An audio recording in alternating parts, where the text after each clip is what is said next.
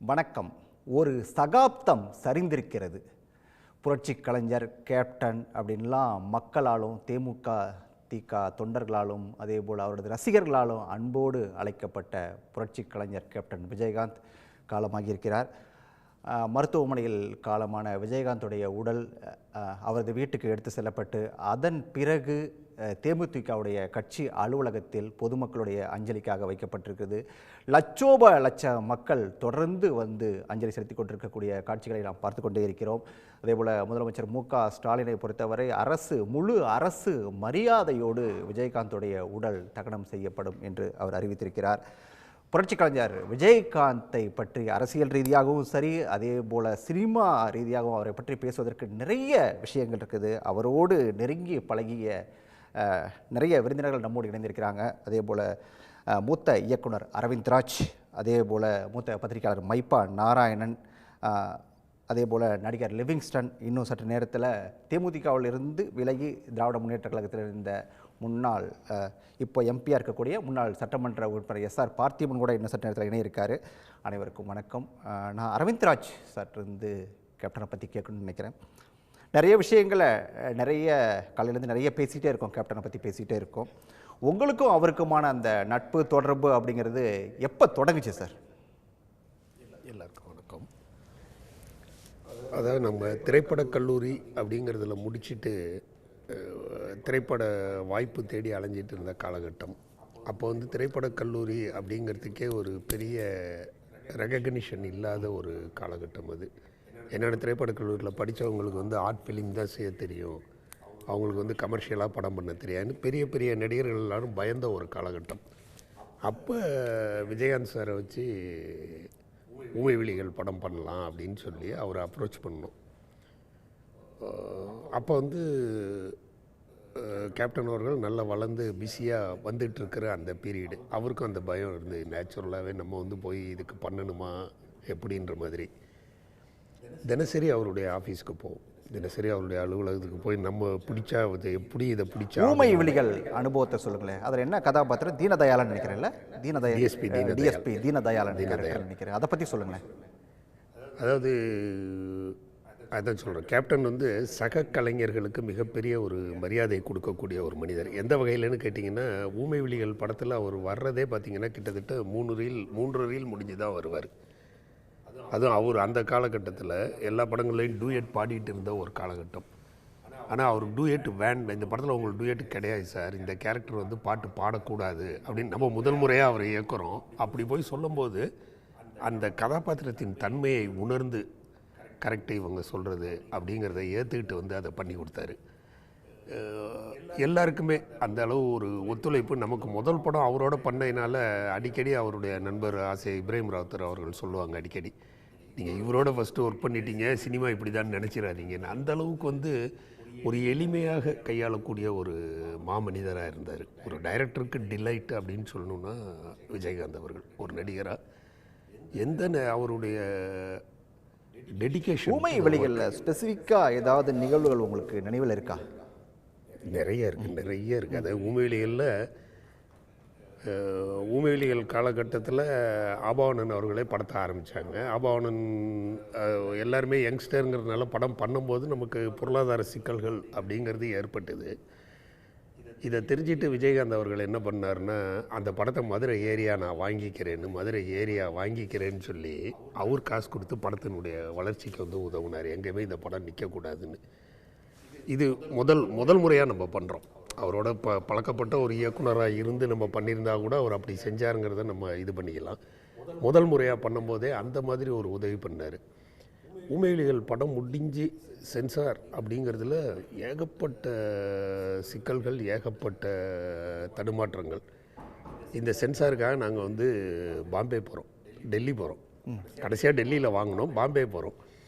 பாம்பேயில் ஒரு மூத்த சென்சார் ஆஃபீஸர், அவர் தமிழர். அவர் வந்து பார்த்துட்டு நான் உடனே அவரை பார்த்தோன்னே ஊமைவிழிகள் எனக்கு வாழ்க்கை நாட்டக்குன்னு அவர் காலில் விழுந்தேன். வயசானவர், மூத்தவர் தான். காலில் விழுந்து ஐயா பார்த்து ஏதாவது பண்ணி கொடுங்க அப்படின்ற மாதிரி. கேப்டன் நின்றுட்டே இருந்தவர் பார்த்துட்டு அவர் வந்து காலில் விழுந்தார். யாரோட காலில் விழுந்தார்? அந்த சென்சார் ஆஃபீஸர் அதிகாரி, மூத்த அதிகாரி, ரொம்ப மூத்த அதிகாரி, நம்ம மரியாதை கொடுக்க வேண்டிய ஒரு அதிகாரி தான். தகவல் எனக்கு ஷாக் ஆகிடுச்சு. நம்ம உழுகலாம், ஏன்னா எனக்கு படம் எனக்கு தேவை, நான் உழுகிறேன்னு. இவர் பண்ணார் அந்த மாதிரி. அவர் உண்மையிலேயே இன்னொரு காட்சி எடுக்கும்போது, கிளைமேக்ஸ் காட்சி எடுக்கும்போது பார்த்திங்கன்னா, விஜயகாந்த் சார், ஜெய்சங்கர், ரவிச்சந்திரன் சார் எல்லாரையும் 3 பேரோட காம்பினேஷன் இது கிடைக்கவே மாட்டேங்குது. அருண் பாண்டியன் வரிசையாக எல்லாருடைய ஆர்டிஸ்ட்டும் இருக்காங்கன்னு ரொம்ப தேடி தேடி இவங்களை ஜெய்சங்கர் ரவிச்சந்திரையும் பிடிச்சிட்டோம். கேப்டனுக்கு வந்து கோயம்புத்தூரில் ஷூட்டிங் நடந்துகிட்ருக்கு. பேசணுன்னு சரி நான் வர்றேன், கோயம்புத்தூர்லேருந்து வர்றேன், நைட்டு தான் நீங்கள் பண்ணுறீங்க, நான் அங்கே ஷூட்டிங்கை முடிச்சுட்டு ஃப்ளைட்லேருந்து இங்கே வந்து உங்களுக்கு பண்ணி கொடுத்துட்டு நான் மறுநாள் காலையில் கோயம்புத்தூர் போகணுன்னு. அவர் வந்த சூழ்நிலையில் ஏதோ ஒரு சில காரணங்களால இழுத்துக்கிட்டே போகுது. ஏன்னா கிளைமேக்ஸுங்கிறதுனால நமக்கும் முதல் அனுபவம், கிளைமேக்ஸ் பண்ணுறோம் அப்படிங்கும்போது தள்ளி தள்ளி கிட்டத்தட்ட வந்து ஒரு 2:30-3 மணிக்கு தான் அவருடைய காட்சி வருது. 4:30 மணிக்கு அவருக்கு ஃப்ளைட்டு. நேராக விஜிபிலேருந்து அப்படியே காரில் வந்து நேராக கிளம்பி போய் தூங்காமல் அப்படியே அங்கே போய் அங்கே நடிச்சுட்டு அங்கே அப்படியே தொடர்ந்து பண்ணார். அன்னைக்கு ஒரு நாள் தான் அவர் முதல்ல அவர் சின்னதாக ஒரு கோபப்பட்டு நான் பார்த்துருக்கேன். அதை நானும் கூட கேட்க நினச்சேன். கோபம் வருமா கேப்டனுக்கு? ஏன்னா இந்த அரசியலுக்கு அவர் வந்த பிறகு அவரோட கோபங்களை நிறைய மேடைகளில் நாங்கள் பார்த்தோம். சட்டமன்றத்திலே கூட அவர் அந்த நாக்கு துருத்தி பேசுகிற காட்சிகள்லாம் கூட பார்த்தோம். கோபம் சினிமாவை பொறுத்த வரைக்கும் அவருக்கான கோபம் அப்படிங்கிறது எந்த அளவுக்கு வராது. கோபங்கிறது ரொம்ப கம்மியாக தான் இருக்கும். அதான் நான் சொல்கிறேன், நான் அன்றைக்கி தான் சின்ன கோபத்தை பார்த்தேன். ஏன் முன்னாடியே என்ன எடுத்துகிட்டு அனுப்பிச்சிருக்கலாம்ல, இவ்வளோ தான் அவருடைய கோபம். என்னை முன்னாடியே எடுத்துகிட்டு அனுப்பிச்சிருக்கலாம், நான் இப்போ அங்கே போகணும், இத்தனை மணிக்கு நான் அங்கே போய் ஃப்ளைட் பிடிச்சி நான் போய் உடனே நடிக்கணும் அப்படின்னு அந்த அளவுக்கு தான். அவர் அடிக்கடி சொல்லும்போது கேப்டன் சொல்லுவாங்க, என்ன சொல்லுவார்னா, என்னிடம் உரிமை உள்ளவர்களிடம் நான் கோபப்படுகிறேன். ரைட், எனக்கு உரிமை இருக்குது, அவனை திட்டுறதுக்கு உரிமை இருக்குது, அடிக்கிறதுக்கு உரிமை இருக்குது. நீங்கள் என்ன கேப்டன் இப்படி அடிச்சிங்கன்னு சொல்கிறாங்களேன்னா, ஏன் ஆள் அடிப்பட்டவன் வந்து உன்கிட்ட சொன்னான்னு கேட்பார். எனக்கு அவன்கிட்ட ரைட்ஸ் இருக்குது. ஒரு குடும்பமாக தாங்க அங்கே இருந்தோம் எல்லாருமே. நம்ம அடுத்தடுத்து பேசுவோம். ரொம்ப முக்கியமான ஒரு விஷயத்தை சொல்லியிருக்கீங்க, அதாவது உரிமை இருக்கிற இடத்துல நான் கோவப்படுவேன் அப்படின்னு சொல்லி கேப்டன் சொன்னதால் லிவிங்ஸ்டன் சார் இணைஞ்சிருக்காரு. லிவிங்ஸ்டன் சார் வணக்கம். அதாவது நிறைய விஷயங்கள் உங்கள்கிட்ட பேசணும். இன்றைக்கி காலையிலேருந்தே ஒரு கேப்டனுடைய மறைவுக்கு பிறகு ஒரு வீடியோ வந்து சோசியல் மீடியாவில் ரொம்பவே வைரல் ஆகிட்டு இருக்குது. பூந்தோட்ட காவல்காரன் படத்தில் அந்த கிளைமேக்ஸ் காட்சியில் விஜயகாந்த் இறந்துருவார். அந்த பாட்டு ஒன்று ரொம்ப சோகமான ஒரு பாட்டு. என்ன பாட்டுங்கிறது உங்களுக்கும் தெரியும், காலையிலேருந்து அது ரொம்ப வைரலாகிட்டு இருக்கக்கூடிய ஒரு பாட்டு. அந்த காட்சிகளில் நீங்களும் இருக்கிறத நாங்கள் பார்க்குறோம். அந்த நினைவுகளை பகிர்ந்துக்க முடியுமா முதல்ல?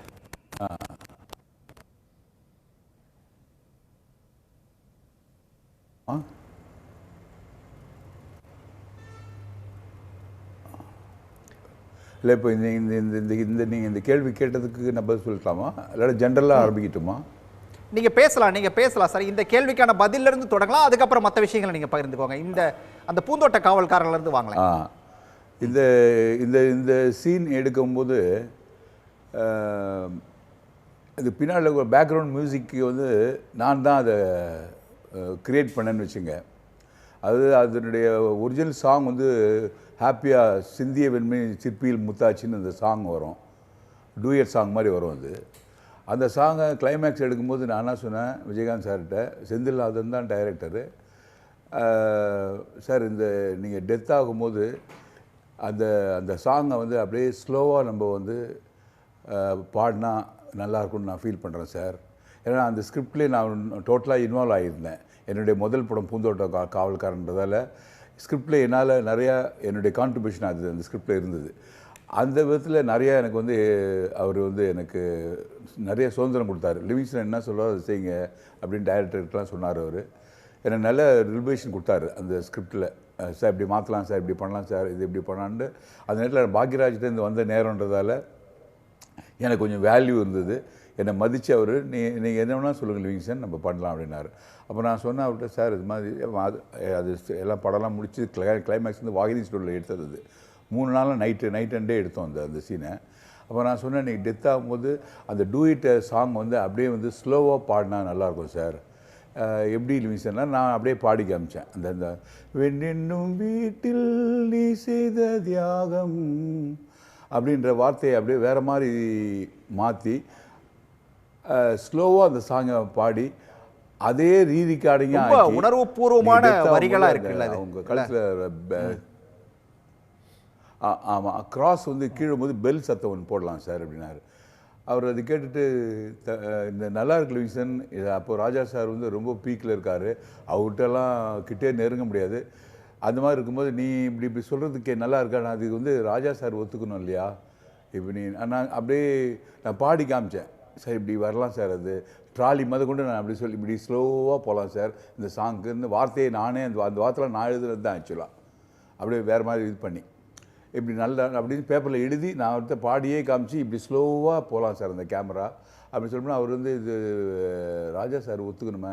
நான் அப்போ ராஜா சார்கிட்ட ரொம்ப க்ளோஸில் அந்த உரிமை சார் நான் சொல்லிக்கிறேன் சார் அவர்கிட்ட, நீங்கள் கவலைப்படாதீங்க அப்பா ரீல் கிடைக்கப்போ நீ என் கூட இருக்கணும்ப்பா, அவருக்கு ஏதாவது கோவம் வந்துருச்சுன்னா அப்போ பிரச்சனை இல்லை சார் நான் சொல்கிறேன் சார் அவர்கிட்ட சொல்லி.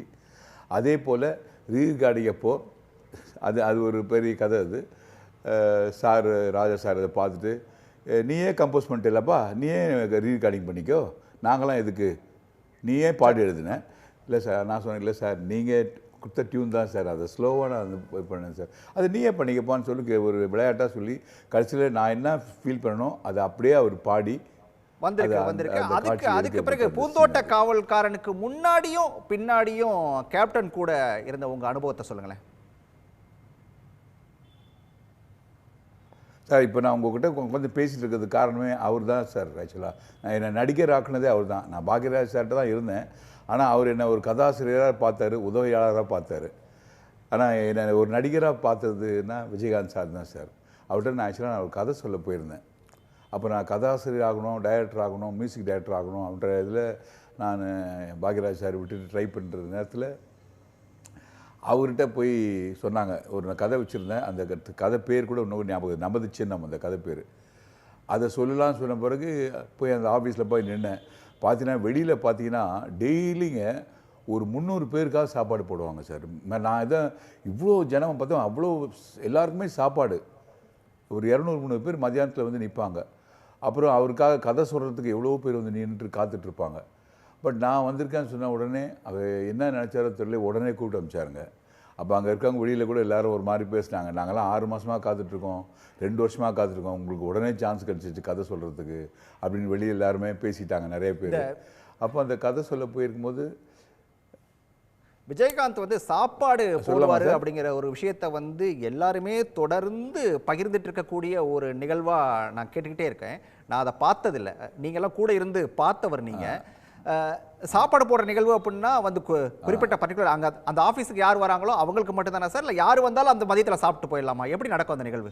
இல்லை இப்போ நான் சொன்னேன் சார், டெய்லி ஒரு 200-300 பேருக்கு சாப்பாடு போடுவாங்க சார். அங்கே விஜயகாந்த் சார் ஆஃபீஸில் இதுக்காக சாப்பாடுறதுக்கு நிறைய பேருக்கு மதியானமான வந்துடுவாங்க. கிட்டத்தட்ட ஒரு 200 பேருக்கு சாப்பாடு பரிமாற போடுவாங்க. நான் அதை கண்ணால் பார்த்துருக்கேன். அது சரி, அது மட்டும் இல்லாமல் நான் சில நேரத்தில் வந்து என்ன சொல்கிறேன்னு தெரியல சார். நான் அந்த படத்தில் ஷூட்டிங்கில் அவர் எனக்கு கொடுத்த மரியாதை, அவர் என் மேலே வச்சுருந்த அன்பு, அதெல்லாம் வந்து எப்படி சொல்கிறதுன்னு தெரியல. நான் ஷூட்டிங் முடிச்சுட்டு வரும்போது ரூம் கூடுவார், லிவி நீ வந்து ஐயரை மீன் குழம்புலாம் சாப்பிட்ருக்கியா, எனக்கு உண்மையாக அதெல்லாம் தெரியாது. அப்படின்னா என்ன சார், என்ன பண்ணி சாப்பிட்றது இல்லையா சொல்ல, அந்த உடனே மதுரைக்கு ஃபோன் பண்ணி, நாங்கள் பொள்ளாச்சியில் ஷூட்டிங் சார், உடனே ஃபோன் பண்ணி நைட்டாக சொல்லி காலையில் வந்து டிஃபனுக்கு பார்த்தீங்கன்னா நான் உட்காந்து மறந்துட்டேன் அதை பேசுனது கூட. என்னை கூப்பிட்டு அனுப்புவார், சார் கூப்பிட்றாரு உங்களேன்னு பார்த்தா பக்கத்தில் உட்கார வச்சு, நேற்று கேட்டல ஐரன் மீன் சாப்பிடு அப்படின்னு சொல்லி உட்கார வச்சு சாப்பிட வைப்பார் சார். அதை அந்த அளவுக்கு வந்து என்ன சொல்கிறது, அன்புனா அப்படி ஒரு அன்பு சார். அவர் எனக்கு மட்டும் இல்லை சார், எல்லார் மேலேயும் அவர் வந்து ரொம்ப அன்பான ஒரு பர்சன் சார் அவர். ஆக்சுவலாக பேசலாம், நம்ம தொடர்ந்து பேசலாம் sir. Salem MP S R Parthiban நம்ம கூட இணைஞ்சிருக்காரு. பார்த்திபன் சார் வணக்கம். விஜயகாந்துக்கும் உங்களுக்குமான நட்பு அப்படிங்கிறது வந்து நீண்டகால நட்பு. தேமுதிகவிலே நீங்கள் இருந்திருக்கீங்க, சட்டமன்ற உறுப்பினராக இருந்திருக்கீங்க. அரசியலில் விஜயகாந்தை நீங்கள் எப்படி சார் பார்க்குறீங்க? கேப்டனுடைய மறைவு வந்து ஒரு மிகப்பெரிய வேதனைக்குரிய விஷயமாயிடுச்சு. தமிழ்நாடு முழுவதும் நல்ல தலைவரை, நல்ல மனிதரை நம்ம இழந்திருக்கிறோம், அது உண்மை. அதே சமயத்தில் நான் பொலிட்டிக்கல் ரீதியாக பார்த்தீங்கன்னா கேப்டனுடைய ரொம்ப நெருங்கிய வட்டத்தில் வந்து ஒரு 5-6 பேர் இருக்காங்க. அது இப்ராஹிம் ராவுத்தர்லாம். அந்த அடிப்படையில் சேலத்தில் சுந்தர் ஐயர்னு ஒருத்தர் இருக்கார். அவர் முதல்ல சேலத்துக்கு வந்தவருங்க. அவர் கேப்டனுடைய ஆரம்ப காலங்களில் இப்போ ஃபஸ்ட்டு சினிமாவுக்கு தேடி சென்னைக்கு வந்தப்போ அவர் கூடவே இருந்த ஒரு ரூமில் அவர் ட்ரெஸ் எல்லாம் ரெடி பண்ணி இவரை தயாராக்கணுங்கிற ஒரு 5 பேர்த்தில் அவரும் ஒருத்தருங்க. அவர் மூலிமா தான் எனக்கு அறிமுகம் ஆச்சு ஃபஸ்ட்டு.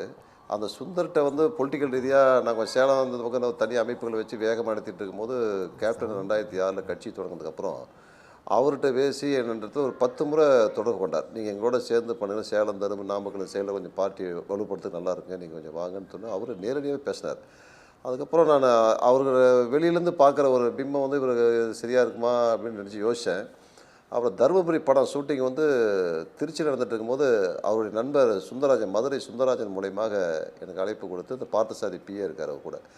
அப்போ கூப்பிட்டு போகும்போது என்னை பார்த்த முதல் நேரத்தில் என்னை அப்படியே கட்டி அணைத்து கொண்டு, ஒரு துடிப்பான ஒரு இளைஞனி, நீ எல்லாம் என் பக்கத்தில் இருந்தீங்கன்னா நல்லாயிருக்கும், உனக்குரிய மரியாதை நான் கொடுக்குறேன், நீங்கள் வாங்கன்னு சொல்லி 1 மணி நேரம் என்னை வந்து அவரை பார்க்க கீழே 10,000 பேர் இருக்குங்க. அந்த ஒரு பெரிய தலைவருங்கிறத தாண்டி முதல் சந்திப்பிலேயே எங்களுடைய இதயத்தை வென்ற ஒரு தலைவனாகத்தான் நான் பார்க்குறேன். ஏன்னா கேப்டன் ஒரு நல்ல மனிதர். அந்த நன்றி உணர்ச்சி என்பது அவருடைய பேச்சில், அதெல்லாம் அந்த 1 மணி நேரம் அவர் கூட இருந்த நேரத்தில் நான் பார்த்து தெரிஞ்சுக்கிட்டேன். அதுக்கப்புறமும் நான் வந்து யோசிச்சு சொல்கிறேன் கேப்டன்ட்டு வந்துட்டேன் நான். ஆனால் அதுக்கப்புறமும் அவர் ஒரு ஆடி மாதம் 2006 ஆடி மாதம் கரெக்டாக அந்த அமாவாசை அன்னைக்கு பார்த்தசாரி ஃபோன் பண்ணி, கேப்டன் பேசுகிறாருங்க, என்னங்க நீங்கள் கேப்டன் 5 முறை 6 முறை கூப்பிட்றாரு, நீங்கள் இயக்கத்துக்கு வரமாட்டேன்றீங்க, அவருக்காக லட்சக்கணக்கான பேர் காத்திருக்கிறாங்க, உங்களை பிடிச்சிட்டு அவர் விடமாட்டார், வாங்க நீங்கள் நல்லபடியாக வச்சுக்குவார் அப்படின்னார். நான் உண்மையாக நெகிழ்ச்சி அடைந்து எங்கள் ஃபாதர்கிட்ட சொல்லும்போது, இல்லை இப்போ அவர் நல்லபடியாக வச்சுக்குவார், நீ அந்த மாதிரி அழைச்சிட்ருக்கேன்னு சொல்லி பண்ணும்போது கேப்டன்கிட்ட பேசி, அப்போது நான் அந்த 2006 சுந்தரராஜன் இவர்கள் மூலிமா அங்கே இணைந்த பிறகு என்னிடத்தில் அவர் வந்து, நான் இந்த அரசியல் ரீதியாக அவரும் ஒரு அரசியலில் வந்து அதுக்கு முன்னே அமைப்புகளை வைத்திருந்தாலும் கூட யாரும் சொன்னாலும் நல்ல விஷயமா இருந்தால் காது கொடுத்து புதுசாக கேட்டுக்குவார். அதுக்கு கேட்குற தன்மை வந்து கேப்டனை பார்த்து ஒருத்தர் முன்னாடி பேசுகிறாங்கன்னா 1 மணி நேரம் நீங்கள் பேசினா கூட பார்த்துக்கிட்டே இருப்பார், கேட்பார், கிராஸ் பண்ணவே மாட்டார். அதுக்கப்புறம் திரும்ப அவர் பதில் பேசுவார். அந்த உள்வாங்கி கொண்டு பேசக்கூடிய அந்த அறிவு ஆற்றல் கேப்டனை நிறையா விஷயம் கற்றுக்கிட்டோம். அதே சமயத்தில் அந்த 2006 இணைந்த பிறகு நான் அவர்கிட்ட சொன்ன முதல்வர், கேப்டன் நீங்கள் கூப்பிட்டீங்க வந்துட்டேன், எனக்கு பதவி முக்கியம் இல்லை, எனக்கு என்னுடைய மரியாதை இப்போ நீங்கள் தான் பார்த்துக்கணும் அப்படின்னு. கடைசி வரலும் அவர் இடத்துல நான் 10 ஆண்டுகள் நெருங்கி பழகியதில் பல மாநாடுகள் நடத்தியிருக்கேன். நாமக்கல்லில் வந்து அமைப்பு வீக்கன் அனுப்பிச்சி விட்டார், நாமக்கல் மாவட்ட செயலர் போட்டார். 85,000 பேர்த்த மாற்றுக் கட்சியிலேருந்து இணைக்கின்ற இணைப்பில் அவர் நடத்துக்கின்ற போது அந்த மாநாடு போல் நான் அமைப்பை ஏற்படுத்தியிருந்தேன். அப்போ அந்த கூட்டத்தில் பேசினார், நான் இதுவரை இது போன்ற பொதுக்கூட்டம் நடத்தி கூட்டத்தில் கலந்துக்க மாட்டேன், மாநாட்டில் மட்டும் தான் கலந்துக்குவேன். முதல் முறையாக ஒரு பொதுக்கூட்டத்தில் நாமக்கல்லில் கலந்தேன். மதுரை மாநாடு கொடுத்த மகிழ்ச்சியை விட நாமக்கல் கூட்டம் என்னுடைய மிகப்பெரிய மனநிறைவு கொடுத்துருக்குது. பார்த்திபன் எத்தனை முறை நன்றி சொன்னாலும் தக்குன்னு சொல்லி அந்த வார்த்தைகளை சொல்லி அவ்வளோ ஒரு பெருந்தன்மையாக மிகப்பெரிய அளவிலே பணியாற்றக்கூடிய வேலை செய்யக்கூடிய எல்லாத்தையுமே அடையாளப்படுத்துவதில் அவருக்கு நிகர் அவர் தான். அதுபோல் அந்த இளைஞர் மாநாடு பேசலாம் பார்த்திபன் சார், பேசலாம், இருங்க பேசுவோம், அடுத்தடுத்து பேசுவோம். மைப்பா நாராயணன் உங்ககிட்ட தான். அதாவது கலைஞருக்கும் கேப்டனுக்குமான நட்பு அப்படிங்கிறது வந்து ஒரு நீண்ட நெடிய நட்பு. நீங்கள் வந்து ஒரு மூத்த பத்திரிகையாளராக அந்த விஷயங்கள் எல்லாமே அருகிலிருந்து பார்த்தவர் நீங்கள். கலைஞருக்கும் அவருக்குமான நெருக்கத்தை பற்றி சொல்லுங்களேன். இல்லை, கேப்டனுக்கு வந்து ஒரு பத்திரிக்கையாளர்னா அறிமுகமான குடும்பத்தில் ஒத்தனாக இருந்தேன். இப்போயும் இதை பேசுகிறதுக்கு முன்னாடி 25 வருஷம் நினைவுகள் அப்படியே ஓடுது மனசில். கலைஞர் மீதும் தமிழ் மீதும் மாறாத பற்று கொண்டிருந்தவர். அவர் ஒரு அரசியல்வாதி, ஒரு நடிகர், அதெல்லாம் தாண்டி அந்த தமிழ் உணர்வு, அந்த தமிழ் எண்ணம், அதெல்லாம் இன்னும் சொல்லப்போனால் நான் கேப்டன்கிட்ட மிக நெருங்கி ஒரு பத்திரிக்கையாளனா நான் அவரோட விகடனில் கதிர்வேலன் அவர் தான் சினிமா ரிப்போர்ட்டர் ஆயிடுச்சு இன்ட்ரடியூஸ் பண்ணுறாரு 25 வருஷத்துக்கு முன்னாடி.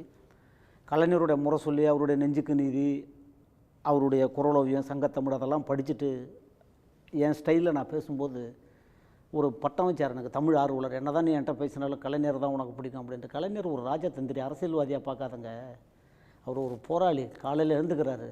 அவர்கிட்ட நம்ம கற்றுக்க வேண்டியது உழைப்பு, விடாமுயற்சி, அந்த சூழ்நிலையை கையாளுகிற அந்த ஆற்றல், இதெல்லாம் அப்படின்னு சொன்னேன். அப்புறம் இப்போ நீங்கள் பேசும்போது எல்லாருமே ஒன்று சொல்கிறாங்க ராஜா திருவேங்கடம், இந்த சாப்பாடு போடுறது அப்படின்ட்டு. சாப்பாடு போடுறது 200 பேருக்கு போட்டார், 300 பேர்கிட்ட போட்டார், ஈரமான இதயம் அன்னதானம் பண்ணார். அது இல்லை, 5000 வருஷத்துக்கு முன்னாடி 3000 பாடல்கள் திருமூலர் பண்ணார். அதில் ஒரு பாட்டு இருக்குது, ஆர்க்கும் இடுமின் அவரிவர் என்னன்மின் பார்த்திருந்து உண்மின் பழம்பொருள் போற்றின்மின் வேட்கை உடையீர் விரைந்து உண்ணாதியர்கள். அதில் என்ன சொல்கிறார் அவர், நீ வரவன் மச்சானா, தாய்மாமனா, வேண்டியவனா, சகோதரனா, உறவனான்னு பார்க்காத, ஜாதி மதம் பார்க்காத, பசின்னு வந்து அவனுக்கு சாதம் போடும். ஆர்க்கும் இடுமின் அவரிவர் என்னன்மின், அங்கே குலம் கோத்திரம் ஜாதி, இவன் நமக்கு வேண்டியவன், நம்ம கட்சிக்காரன், நம்ம சினிமாவில் நம்ம யூனிட்டில் நடிக்கிறான்னு இல்லை, பசின்னு வந்தால் சாதம் போட்டு, அதுக்கு எந்த கலரும் பார்க்காத. ஆர்க்கும் மிடிமின் அவர் இவர் என்னன் மீன் பார்த்திருந்து உண்மின். யாராவது ஒருத்தன் வந்தானா அவனுக்கு சாப்பாடு போட்டு சாப்பிடு. அள்ளி போட்டுக்காத. பழம்பொருளை சேர்த்து வைக்காத. காக்கை கரைந்து உண்ணும் காலம் அறிமணும். காக்கை ஒரு சாப்பாடை வச்சா 10 காக்கையை கூப்பிடும். அதை வாழ்ந்து காட்டியிருக்கார் அவர். ஒரு பேருக்காக பல பேர் வாழ்வாங்க, ஊருக்காக வாழ்ந்தவர் அவர். என் வீட்டுக்கு எல்லா நிகழ்ச்சிகளுக்கும் வந்திருக்கார். அவர் வீட்டுக்கு நான் போயிருக்கேன். ஒரு மூத்த சகோதரனை, ஒரு பத்திரிகையாளனாக தாண்டி மீடியா பர்சன். பேசிக்கலி நான் ஒரு மீடியா பர்சன். ஆனால் எல்லாத்தையும் நம்ம பந்தி வைக்க முடியாது. அவருடைய நினைவுகள், அவருக்கு தான் சொல்கிறேன், கேஸ்ட் கிரீடு ரிலிஜியன்லாம் கிடையாது. பர்டிகுலராக ஏதாவது நினைவுகள் ஞாபகம் எவ்வளவோ இருக்குது. நிறைய ட்ராவல் பண்ணிருப்பீங்க. எவ்வளவோ அவரோட காஞ்சிபுரத்துலேருந்து கன்னியாகுமரி வரைக்கும் பத்திரிக்கையாளனா பேட்டி கவர் பண்ணுறதுக்கு போயிருக்கேன். பர்சனல் நண்பனாக போயிருக்கேன். பத்திரிக்கையாளனாக போயிருக்கேன். மதிமுக பொதுச் செயலாளர் ஒரு சூழ்நிலையில் நான் விஜயகாந்த் வந்து கலிங்கப்பட்டிக்கு அழிச்சிட்டு வா அப்படின்னார். நான் போய் கேப்டன்கிட்ட சொன்னேன், வைகோ 9 பிரதமரை பார்த்தவர், பாராளுமன்றத்தினுடைய கதாநாயகன் அவர். அவர் வீட்டுக்கு காமராஜர் வந்திருக்காங்க, கலைஞர் வந்திருக்காங்க, பசும்பொன் தேவர் வந்திருக்காங்க. நீங்கள் ஒரு தடவை கூப்பிடுறாரு ஒரு பார்லிமெண்டேரியன் அவர், போங்கன்னு நான் வரேன் அப்படின்னாரு. அங்கே போய் மீட்டிங்கில் பேசினார். நான் வைகோ நீங்கள் வர சொன்னார், நான் அவருடைய ரசிகன், பாராளுமன்றத்தினுடைய ரசிகன், அவருடைய பேச்சுக்கு ரசிகன் அப்படின்னாரு. அதில் என்ன ஒரு பெரிய விஷயம்னா, மாரியம்மாள் உட்காந்துருக்காங்க, வைகோ அம்மா அவங்க இல்லை, இப்போ காலன் இதை போயிட்டாங்க. மாரியம்மாள் உட்காந்துருக்காங்க, வைகோ உட்காந்துருக்காங்க, விஜயகாந்த் உட்காந்துருக்காங்க. நம்ம இது ஒரு சரி அவங்க உட்காந்துருக்காங்க, பேசுகிறாங்க, சாப்பிட்றாங்க, நம்ம தள்ளி நிற்போன்னு வாசலில் வந்துட்டேன் நான்.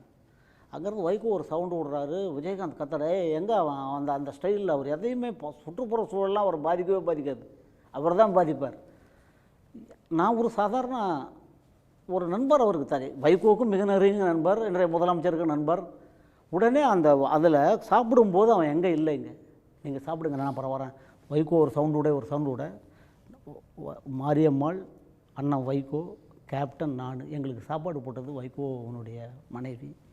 அதனால் எந்த சூழ்நிலையிலையும் நட்பையும் அன்பையும் அவரை விடவே மாட்டார். இவன் சாதாரணமானவன், இவன் வேண்டியவன். அதே மாதிரி ஒரு நாள் கோயம்பேட்டில் 29 எம்எல்ஏ எதிர்க்கட்சி தலைவர் ஆகிட்டார். எதுக்கோ ஒரு நாள் கூப்பிட்டாரு, பார்க்க போனேன். நான் போய் என்னை விட மனசில்லை அவருக்கு. ஒரு காஃபி சாப்பிடு, ஃபில்டர் காஃபி நல்லா சாப்பிடுவேன், நீ ஸ்ட்ராங்காக சக்கரை கம்மியான என் ஸ்டைலில் பேசினேன் அப்படின்லாம் அப்படின்னுவார். நான் அடிக்கடி அவர்கிட்ட தமாஷ் பண்ணுவேன். ஜென்ரலாக சொல்லுவேன், கோவப்படாதேன்னு நான் சொல்கிறதுக்காக நீங்கள் என் மேலே கோவப்படாதங்க அப்படின்னுவேன். 29 எம்எல்ஏ வாசலில் உட்காந்துருக்காங்க. பிஏ வந்து பார்க்குறேன். நான் சொன்ன 29 எம்எல்ஏ உட்காந்துருக்காங்க, மாவட்ட செயலாளர்லாம் இருக்காங்க. நான் 1/2 மணி நேரம் பேசிட்டேன், நான் கிளம்புறேன். நான் ஒரு வார்த்தை சொன்னார். இப்போ அவர் இறந்துட்டார், சத்தியத்திற்கு சாட்சிகள் தேவையில்லை. அவங்க எம்எல்ஏவாக இருக்காங்க, மாவட்ட செயலாளர் இருக்காங்க, எம்பியாக இருப்பாங்க. நீமோ எனக்கு நெருக்கமான நண்பன், உனக்கு எந்த பதவியாசம் இருக்கா? அதெல்லாம் இல்லை. அங்கே தான் கேப்டன் நிற்கிறார். ஒரு ஒரு ஒரு சாதாரணமாக ராஜா திருவேங்கடத்தை பார்க்க ஒருத்தர் வராருன்னா பேசிகிட்டு இருப்பார். ராஜா திருவேங்கடத்தை விட ஒரு பெரிய ஆள் வந்தார்னா, ஆனால் ஒரு 10 நிமிஷம் நில்லுங்க நான் பேசிட்டு வந்துடுறேன் அப்படின்வாங்க. யாராக இருந்தாலும் மனித இயல்பு. ஆனால் எந்த சூழ்நிலையிலையும் அன்பையும் நட்பையும் விட்டு கொடுக்காதவர் அவர். எவ்வளவோ உதாரணம், எவ்வளவோ சந்திப்பு, கரட்டு முரடாக இருக்கும் பாதை. ஆனால் அந்த பாதையில் தான் அந்த கோபம் இருக்கிற இடத்துல அந்த குணம்னு. தமிழ்நாடு பூரா ட்ராவல் பண்ணியிருக்கேன். எங்கேயாவது ஒருத்தர் இருந்தான்னா சாப்பிட்லன்னா தெரியும் அவனுக்கு, அவனை கூப்பிட்டு சாப்பிட்டேன்னு கேட்பார்.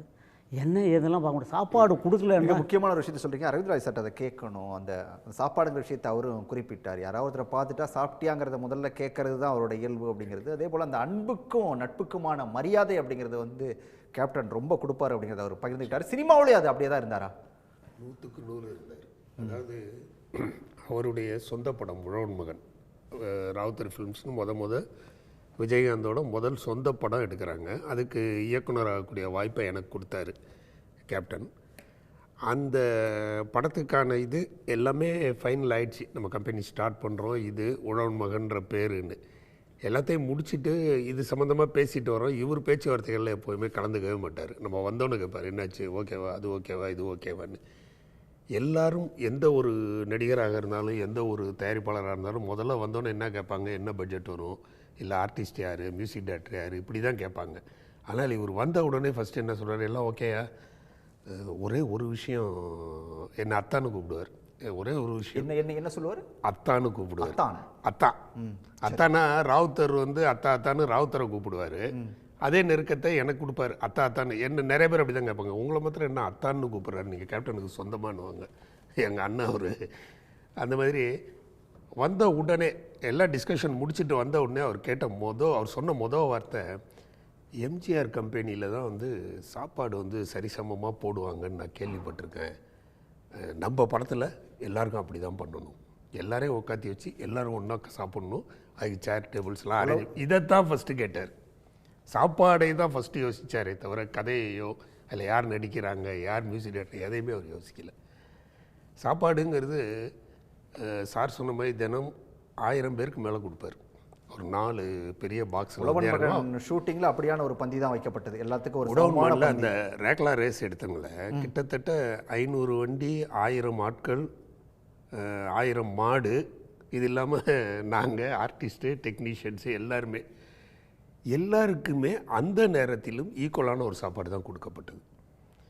அது வந்து அவர் சாப்பாட்டு விஷயத்தில் இன்னும் சொல்லப்போனால் எனக்கு ஒரு இதாகவே நடந்தது, என் வாழ்க்கையிலே அது நடந்தது. என்னென்னா, ஒரு நாள் கேப்டனை வந்து நான் சீக்கிரமாக கிளம்புங்கன்னு முடிஞ்சிடுச்சு, ஒரு 12:30 12:45 கேப்டனுக்கு வேலை முடிஞ்சிடுச்சு, அவர் அனுப்பிச்சிட்டேன். நீங்கள் நான் இப்போ முடிச்சிடுறேன், நீங்கள் சாப்பிட்டு வந்துடுங்க கேப்டன்னு. நம்ம தொடர்ந்து போயிட்டே இருக்கேன். கிட்டத்தட்ட 1:30 மணி ஆயிடுச்சு. நான் அப்போ தான் கரெக்டாக பிரேக் பண்ணுறேன். பார்த்தா இவர் மேக்கப்லாம் போட்டுட்டு திரும்ப வந்துட்டார்.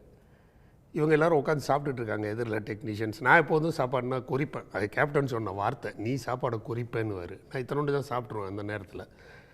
இவர் வந்து பார்த்துட்டு இவர் வந்துட்டார்னு பார்த்தோன்னே நான் பதற்றத்தில் என்ன பண்ணிட்டேன்னா, சீக்கிரம் சீக்கிரம் சாப்பிட்டு வாங்க, கேப்டன் வந்துட்டார் அப்படின்ட்டேன். டப்புன்னு என் கையை அப்படி பிடிச்சாரு. அந்த வேகமும் அந்த இதுவும் வந்து அவர் முகத்தில் அந்த கோவம் எனக்கு தெரியுது. நான் ஒரு செகண்டு திங்க் பண்ணுறேன், நம்ம என்ன தப்பாக எதுவும் பேசலையே, இவர் என்னத்துக்கு நம்மளை இப்படி கையை பிடிக்கிறாருன்னு. பிடிச்சிட்டு அடுத்த வார்த்தை அவங்கள பார்த்து சொல்கிறார், இல்லை சாப்பிடுங்க மெல்ல சாப்பிட்டு வாங்க, ஒன்றும் அர்ஜென்ட் இல்லை அப்படின்ட்டு என்னை கூப்பிட்டு வந்து உட்கார வச்சுட்டு சொல்கிறார், இனிமேல் வாழ்க்கையில் இதை பாடமாக வச்சுக்கோங்க, சாப்பிட உட்காந்து அவ்வளோ எழுந்திரின்னு கூப்பிடாதீங்கன்னாரு. உண்மையிலே அப்படி ஒரு மனிதர் சார் அவர். அதாவது அவருக்கு அந்த நிகழ்வு ஒரு தடவை நடந்துதான் என்கிட்ட சொன்னார். நான் வந்து ஆரம்ப காலகட்டத்தில் இதை மாதிரி சாப்பிட உட்காந்தபோது என்னை எழுப்புனாங்க. அன்றைக்கி தான் நான் முடிவு பண்ணேன், நான் நல்ல நிலைமைக்கு வந்தால் நிச்சயமாக சாப்பாடுன்னு யார் வராங்களோ அவங்க அத்தனை பேருக்கும் கண்டிப்பாக நான் சாப்பாடு கொடுக்கணும்.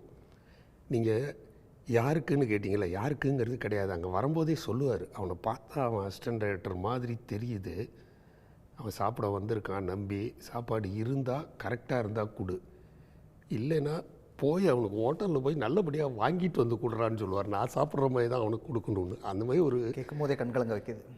பெரிய பெரிய மனிதருங்க அவர், மிகப்பெரிய மனிதர்.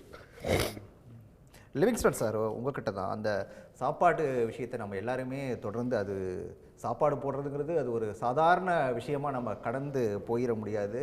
அரவிந்த் ராஜ் சார் வந்து பேசும்போது ரொம்பவே கண்கலங்கி சொல்லிட்டு இருக்காரு. உங்களுக்கும் அப்படியான அனுபவங்கள் ஏதாவது உண்டா சார்?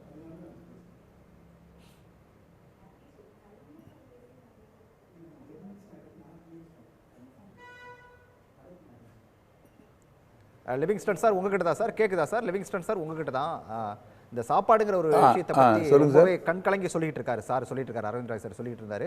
உங்களுக்கும் அது போன்ற அனுபவங்கள் ஏதாவது உண்டா? நிறைய இருக்குது சார். நான் ஏற்கனவே உங்கள்கிட்ட சொன்னேன்னு நினைக்கிறேன் சார்.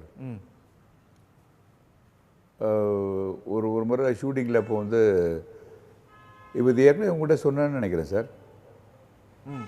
இல்லை நீங்கள் சொல்லுங்க, ஐயர் மீன் குழம்பு சொல்லலாம் பற்றி ஏதாவது தெரியுமா?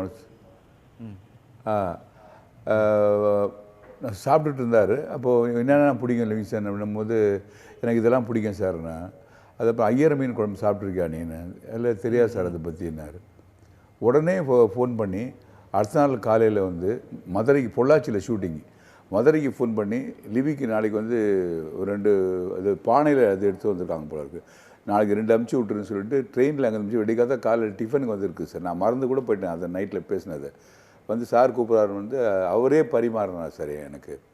ஆக்சுவலாக நான் அப்போலாம் அந்த ரொம்ப சாதாரண ஒரு ஆள் சார். நான் அவ்வளோ ஒரு மனிதாபிமானத்தோடு அது மாதிரி பல விஷயங்கள் அவர்கிட்ட வந்து. ஏன்னா ஃபஸ்ட் டைம் ஷூட்டிங்க்கு அழைச்சிட்டு போகும்போது அவர் ஃபஸ்ட் கிளாஸில் போகிற என்னையும் ஃபஸ்ட் கிளாஸில் அழைச்சிட்டு போனார். முதல் முறை நான் ஃபஸ்ட் கிளாஸில் பார்த்ததே அங்கே தான் சார். ஆக்சுவலாக நான் அவர் கூட அழைச்சிட்டு முதல் நாள் ஷூட்டிங்க்கு ஜனவரி 1 ஷூட்டிங் ஆரம்பித்தாங்க, அது 88லேங்க. எத்தனை படங்களில் நீங்கள் 2 பேரும் ஒன்றா ஒர்க் பண்ணியிருக்கீங்க சார்? கேப்டன் சார் கூட நீங்கள் ஒர்க் பண்ணது எவ்வளோ படங்களில் ஒர்க் பண்ணியிருக்கீங்க? அவர் என்னை அறிமுகப்படுத்தி பூந்தோட்ட காவல்காரன் சார் லீட் ரோல் பண்ண கொடுத்தாரு. அதுக்கப்புறம் கேப்டன் பிரபாகர், புலன் விசாரணை கூட ஆக்சுவலாக ஆனந்தராஜ் ரோல் ஆக்சுவலாக எனக்கு தாங்க அவர் கொடுத்தாரு. அந்த நேரத்தில் நமக்கு என்ன தலையில் கொழுப்போனான்னு தெரியல, என்ன சூழ்நிலை சரியாக அமையலை என்னன்னு தெரியல. அந்த ரோலை நான் வானான்னு சொல்லிட்டேன். ஆக்சுவலாக பண்ண முடியாத ஒரு சூழ்நிலை எனக்கு. இல்லாச்சுன்னா அதுலேயும் தொடர்ந்தப்பெல்லாம் எனக்கு அவர் பாட்டுக்கு ஒரு தலைவன் கொடுத்தாரு, ஏழை ஜாதி. நான் கேட்கலாம் கூட எனக்கு கொடுத்துக்கிட்டே இருப்பேன் சார். எல்லா அவர் நடிகர் எல்லா படத்துலையும் எனக்கு ரோல் கொடுத்துட்டு இருந்தாருங்க. கேப்டன் பிரபாகரன் நினைவுகள் ஏதாவது இருக்குது? அதில் வந்து வீரப்பனோட கூட்டாளியா நீங்க இருப்பீங்க அப்படின்னு நினைக்கிறேன் அந்த படத்துல, இல்லையா? ஆமாங்க. அது பார்த்தீங்கன்னா அந்த ஷூட்டிங் அப்போ பார்த்தீங்கன்னா விடிகாத்தில் 5 மணிக்கே எழுந்திரிச்சுவா சார். நான் திருச்சூரில் ஒரு ஒரு காட்டில் நடுவில் தான் ஒரு வில்லேஜ் மாதிரி இருந்தது. அங்கே தான் வந்து எல்லாருமே தங்கியிருந்தோம். அப்போ பார்த்தீங்கன்னா விடிகாத்தில் 5 மணிக்கு எழுந்துச்சி எனக்கு கதவு தட்டுவார். நான் 5 மணிக்கு எழுந்திக்கிற பழக்கமே கிடையாது. நான் எழுப்ப வச்சு என்னை எக்ஸசைஸ் பண்ண வைப்பாருங்க. அவர் வந்து கடுமையாக உடற்பயிற்சி பண்ணுவார் சார். 5:30 மணிலேருந்து 7:30 மணி வரைக்கும் வேர்த்து ஒழுவ எக்ஸசைஸ் ஸ்கிப்பிங்லேருந்து நான் அவர் நேரடியாக பார்த்துருக்கேன். எக்ஸசைஸ் பண்ணிட்டு தான் அப்புறம் போய் குளிச்சுட்டு ஷூட்டிங் கிளம்புவார். போகும்போது என்னையும் அவர் கூடயே அழைச்சிட்டு போவார் சார். அவர் என் மேலே அவ்வளோ அன்பு வச்சுருந்தார். ஆனால் நான் அவர்கிட்ட அவ்வளோ அன்பாக இப்போது சமீபத்தில் அவர் என்னால் பார்க்க முடியாத ஒரு சூழ்நிலையில் ஆகிப்போச்சு சார். நான் அவர் பார்க்கறது ரொம்ப ஆசைப்பட்டேன். ஒரு முறை ட்ரை பண்ணேன், அவரை பார்க்க முடியாத ஒரு சூழ்நிலை. 2-3 முறை ட்ரை பண்ணேங்க அவரை பார்க்கறதுக்கு. ஆனால் பார்க்க முடியாத ஒரு சூழ்நிலை அமைஞ்சிருச்சு தான் சார். இல்லாட்டினா அடிக்கடி நான் போய் பார்த்துருப்பேங்க. பேசலாம் சார், பேசலாம். பார்த்திபன் சார், உங்ககிட்ட தான். ஒரு சட்டமன்ற உறுப்பினராக இருந்த சமயத்தில் கட்சியோட தலைவராக நிறைய அட்வைஸுகளை கொடுத்துருப்பாரு. இன்னும் கூட அவர் சொன்னது எனக்கு அப்படியே மறக்க முடியாமல் இருக்குது அப்படின்னு சொன்னால் என்னத்தை சொல்லுவீங்க? அது இன்னொன்று சொன்னேன் சார், அது எல்லாருமே அந்த சாப்பாட்டை பற்றி சொன்னாங்க. அது ஒரு தொழில் ரீதியாக பண்ணியிருக்கலாம். ஆனால் அரசியலில் கூட எல்லாரும் சாப்பிட்டீங்களான்னு கேட்பார். உள்ளே வந்ததுமே சாப்பிட்டீங்களா, எல்லோரும் சாப்பிட்டீங்களா, மாவட்ட சார் சாப்பிட்டாரா, அந்த எஸ்கார்டெல்லாம் கூட வரவங்க 50 பேர் இருந்தால் கூட அத்தனை பேர் சாப்பிட்டீங்களா, சாப்பிட்டு முடிச்சுக்க அதை கேட்டுகிட்டே இருப்பார். சாப்பிடும்போது கூட அவங்களாம் சாப்பிட்டாங்களா, அப்படி அந்த ஒரு பெரிய பண்பு. அது உண்மையாலுமே அது பெரிய ஒரு நல்ல விஷயம். மேட்டூர் எம்எல்ஏவோட இருக்கும்போது அவர் ஒரு விஷயம் ஒன்று சொன்னார். இந்த பாலமலைக்கு வந்து இதுவரை இந்த ட்ரைப்ஸ் மலைவாழ் மக்களுக்கு இப்போ பாதை போல ஒரு நல்ல வாய்ப்பு உங்களுக்கு கிடைச்சிருக்கு, பண்ணி கொடுக்கணும் பார்த்திபன் என்று சொன்னார். அந்த மலைக்கு இதுவரை யாரும் போல் நீ போயிட்டு வாடார். நான் அதேமாதிரி போயிட்டு அந்த பாதையை அமைச்சதுக்கப்புறம் அவர் மேட்டூருக்கே வருகை தந்து எங்களை பாராட்டி மேட்டூரில் வந்து குளத்தூர் பகுதியெல்லாம் சுற்றுப்பயணம் செய்து இந்த பாலமலை ரோடு போடுறதுக்காக பெரிய விஷயமா பேசினார். எம்எல்ஏ எல்லாம் கூட்டம் போடும்போது நான் சொன்னது அடிக்கடி மக்கள் வரையும் பெரிய நம்பிக்கை கொடுத்துருக்காங்க. தொடர்ந்து மக்களை சந்திங்க, சின்ன சின்ன விஷயத்துக்கு கூட மக்கள் விஷயத்துக்காக போகணும், அதிகாரி பார்க்கணும், எந்த சூழ்நிலையும் வந்து நீங்கள் மக்களை கைவிட்டக்கூடாது, நம்மளை நம்பி வாக்களித்தது, இந்த மாதிரி தான் அடிக்கடி பேசுவார். அப்போ அந்த ஊழலுக்கு எதிராக பேசும்போது யாரும் கை விட்டு பெற்றாதீங்க, பேரை கெடுத்துக்காதீங்க, வாழ்கிற வாழ்க்கையில் வந்து கடவுள் பார்த்து யாரும் எங்களை தப்பிச்சிக்கலாம், மற்ற தப்பிச்சு கடவுள் உங்களை பார்த்துட்டே இருப்பான் அப்படின்னா ஒரு பெரிய லெவலில் மக்களுக்கு இந்த சர்வீஸ் பண்ணுற விஷயத்தில் கேப்டனை வந்து தொடர்ந்து வலியுறுத்திட்டே இருப்பார். அப்படி மக்கள்கிட்ட வந்து நேரடியாக செல்வது, அவர்களை சந்திப்பது, எளிய முறையில் சந்தித்து பேசுகிறது, இந்த மாதிரி விஷயங்கள் பேசுவார். அதே அவர்கிட்ட கோவம்னு சொல்லுவாங்க. கோவங்கிறது தான் குணம் இருக்கிற மாதிரி ஏதாவது கோவத்தை திட்டாவோ யாரையும் அடிச்சிட்டா கூட அடுத்த நிமிஷம் ஃபோனை போட்டு பேசுவார். என்ன ஏன் கோவப்பட்டியா அப்படின்னு பேசுவார். உடனே அதை சமாதானப்படுத்தி அது ஒரு சந்தோஷமாயிடும் ஒன்று பசங்களுக்கு, பரவாயில்ல தலைவர் நம்ம பேசிகிட்டு இருக்காரு அப்படின்னு. அந்த மாதிரி எந்த வகையிலையும் கட்சி நிர்வாகிகளையோ கூட நண்பர்களையோ விட்டு கொடுக்காத பெரிய ஒரு பண்பு அவர்கிட்ட இருக்கிற ஒரு பண்பு, விருந்த பண்பு. இந்த போய் அவர் பார்த்ததுமே என்ன சாப்பிட்டியா, டைமாக சாப்பிட்டீங்கன்னா சாப்பிட்றேன், இந்த மாதிரி கேள்வி கேட்கும்போது அவங்க பேச வேண்டியெல்லாம் மறந்துட்டு இது ஒன்றே போதும் கேப்டன் வரேன் அப்படின்னு சொல்லிட்டு போயிடுவாங்க. அந்த மாதிரி ஒரு தாய் உள்ளத்தோடு ஒரு பழகிற விதங்கள், பேசுகிறது, கோவப்பட்டாலும் கூட அவங்க மற்றவங்க சொன்னாங்க பார்த்தீங்களா, கோவம் வந்து எல்லாத்துலையும் கோவப்பட மாட்டார். அவர்கிட்ட அதிக உரிமை எடுத்து யார் நல்லா பழகிறாங்களோ அவருக்கு ரொம்ப மனசுல ரொம்ப பிடிச்ச ஆளுங்கிறது அந்த கோவம். பேசினார்ல அரவிந்த் ராஜ் சார் பேசும்போது ஒரு விஷயத்த சொன்னார் இல்லையா, எங்க உரிமை இருக்குதோ அங்கதான் கோபம் வரும் அப்படின்னு சொன்னார் இல்லையா, அந்த மாதிரி உங்ககிட்ட தான் கோபப்பட்ட அனுபவங்கள் உண்டா? அந்த மாதிரி கோவப்பட்டது எங்கிட்ட கோவப்பட்டது உண்டு. இந்த மாதிரி கட்சி நிர்வாகிகள் ஏதோ ஒரு சின்ன பெட்டிஷன் என்ன இப்படி பண்ணுறீங்கன்னு கோவமாக பேசுவார். அதுக்கப்புறம் அதையும் விசாரிச்சுட்டு இல்லை விசாரிச்சு அது உண்மை இல்லை அப்படிம்பார். ஆனால் எல்லாத்தையும் கோவப்படுறதில்லை. அவருக்கு உண்மையான மனசுக்கு பிடிச்சி ஒரு அவர் மனசார ஏற்றுக்கொண்ட நபர்கள்ட்ட மட்டும்தான் அவர் கோபத்தை வெளிப்படுத்துகிறார். எல்லாத்தையும் கோவப்படும் மற்ற பார்த்துட்டு அப்படியே போயிடுவார், கடந்து போயிடுவார். அவர் பெருசாக பேச மாட்டார். மனசு பிடிச்சிக்கிட்ட மட்டும் தான் கோவப்படுறதெல்லாம் கூட அந்த கோபம் கூட தொடர்ந்து இருக்காதுங்க. ஒரு 5 நிமிஷம் பிறகு அடுத்த நிமிஷம் நார்மலாகி திரும்ப பேசுவார். நீ கோவமாக திட்டிட்டு போயிட்டாருனா கூட வீட்டுக்கு போயிட்டு ஃபோனை பண்ணுவார். ஏப்பா நான் பேசுனேன் கோச்சிக்கிட்டியா அப்படின்னு பேசுவார். அந்த அளவுக்கு ஒரு நல்ல எளிய மனிதராகவும் நல்ல மனிதராகவும் எல்லாத்துடைய இதயத்தையும் ஒரு வென்ற தலைவர் தான். அதில் ஒன்றும் மாற்றுக்கிறதே கிடையாது. அதனால் அது இன்னொரு விஷயம் சொல்கிறேன். கலைஞரை பத்தி எல்லாம் சொல்றாங்க. இப்போ யூடியூப்ல பார்த்துட்டு பேசலாம். ஒரு விஷயம் அரவிந்த் ஒரே பாய், இப்போ ஒரே ஒரு அஞ்சலி விஷயம் சொல்றேன். செலுத்துறதுக்காக இளையராஜா ஒரு விஷயம் சொல்றேன். சார் வந்துடுறேன். இளையராஜா அஞ்சலி செலுத்திட்டு இருக்காரு கேப்டனுக்கு. இளையராஜாவுக்கும் கேப்டனுக்குமான அந்த நெருக்கம்ங்கிறது ரொம்ப அதிகம் இல்லை சார்? அதாவது இளையராஜா சார் வந்து கேப்டனுக்கு பாட்டு போடுறது ஈஸின்ற மாதிரி சொல்லுவார். ஏன்னா அவர் செஞ்சதெல்லாம் சொன்னால் போதும் பாடல்களில். இளையராஜா நிறைய இடத்துல வந்து பாடல்கள் அவரே எழுதி தான் வந்து கம்போஸ் பண்ணுவார். நமக்கு பாடல் எழுதுகிறவங்களுக்கும் ரொம்ப எளிமையாக இருக்கும். அந்த பல்லவிங்கிறத அவ்வளோ எளிமையாக அவரை பற்றி எழுதலாம். ஏன்னா அவர் அப்படி வந்து வாழ்ந்த ஒரு மாமனிதர் அப்படின்னு சொல்லி ரொம்ப அற்புதமாக இளையராஜா சார் வந்து இன்னமும் மனதில் மரியாதை கொடுத்து வைத்திருக்கக்கூடிய ஒரு மாமனிதர் வந்து கேப்டன். வைதேகி காத்திருந்தால காலத்தை வென்று போட்டிருக்காரு. நிறைய நிறைய பாடல்கள் சொல்லலாம் இல்லையா? ஆமாம். நான் ஆனால் கேப்டன்ட்ட அடிக்கடி சொல்லும் போது அதைத்தான் சொல்லுவேன். உங்களுடைய ஒரு ஏறக்குறைய கேப்டன் பாணிங்கிறது புரட்சித் தலைவர் எம்ஜிஆர் பாணி தான்.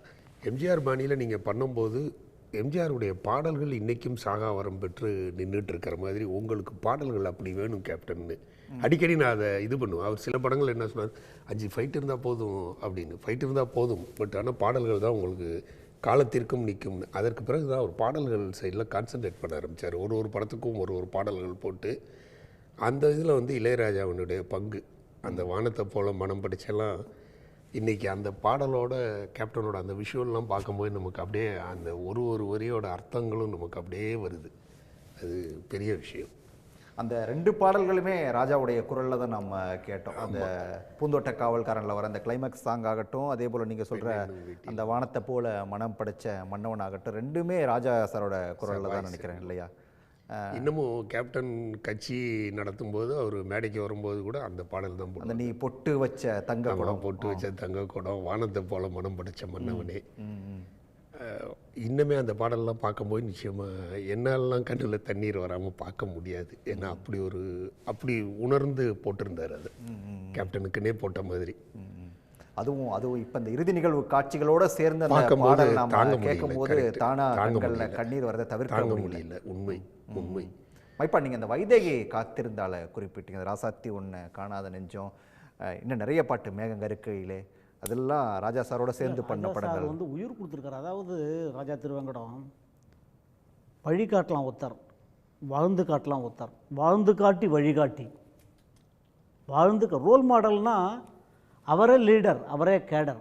ஏன்னா கிராஸ் ரூட்லேருந்து வந்தார். இவர் சொன்னார், ஒரு நாள் பசியினுடைய கொடுமை தெரிஞ்சவனுக்கு தான் அந்த பசி. அதை சில பேர் கால வெள்ளத்தில் அதை ஒரு லெவலுக்கு வந்த பிறகு மறந்துடுவாங்க. அது வேணுன்ட்டு மறக்கிறாங்களா, காலம் மறக்க செய்கிறதா, அந்த சூழ்நிலை ஒத்து வராதன்றதெல்லாம் இல்லை. ஆனால் அவருடைய அந்த வாழ்ந்து காட்டி வழிகாட்டு அதை இம்ப்ளிமெண்ட் பண்ணார் லைஃப்பில். ஒரு திட்டத்தை எடுத்துன்னு வரதில்லை, அதை எக்ஸிக்யூட் பண்ணுறதில்ல. கடைசி வரைக்கும் இந்த உடம்பு கடைஞ்ச 4-5 வருஷமாக அவர் ஹெல்த் பர்மிட் பண்ணல. ஹெல்த் இஸ் வெல்த்துன்னா அதெல்லாம் நம்ம எல்லோரும் இப்போ பார்க்கணும். ஆனால் அந்த ராஜா சாருடைய வைதேகி காத்திருந்தாலாக இருக்கட்டும், அம்மன் கோயில் கிழக்கால இருக்கட்டும், இல்லை மற்ற படங்கள் இருக்கட்டும், அவர் எதுவுமே, அதான் சொல்கிறேன், எஸ்.ஏ. சந்திரசேகர் எத்தனையோ பேட்டியில் சொல்லியிருக்காரு. இன்றைக்கி துபாயில் இருக்கார், இன்றைக்கி சொன்னார் அவரை பார்க்க முடியல, இறைவன் எனக்கு அந்த வாய்ப்பை கொடுக்கல. நான் ஒரு தடவை விஜயகாந்தை கட்டி ஒரு முத்தம் கொடுக்கணும்னு பார்த்தேன், என்னால் முடியல. மாரி செல்வராஜ் ஒரு ஸ்டேட்மெண்ட் விட்டார், கடலின் அலை ஓசை இருக்கிற வரைக்கும் விஜயகாந்த் சாருடைய நினைவு ஓசை இருக்கக்கூடாது. ஏன்னா மாரி செல்வராஜுக்கு விஜயகாந்துக்கு பெரிய நெருக்கங்கள் கிடையாது, வச்சு படம் பண்ணதில்லை இப்போ இந்த தலைமுறை. ஆனால் எந்த அளவுக்கு எல்லா தலைமுறைகளிலேருந்தும் ஒரு மனிதன் ஊடுருவிருக்கான்னா அது எப்படி? அதில் உண்மை இருந்தால் சத்தியம் இருந்தால் தான் அப்படி இருக்க முடியும்.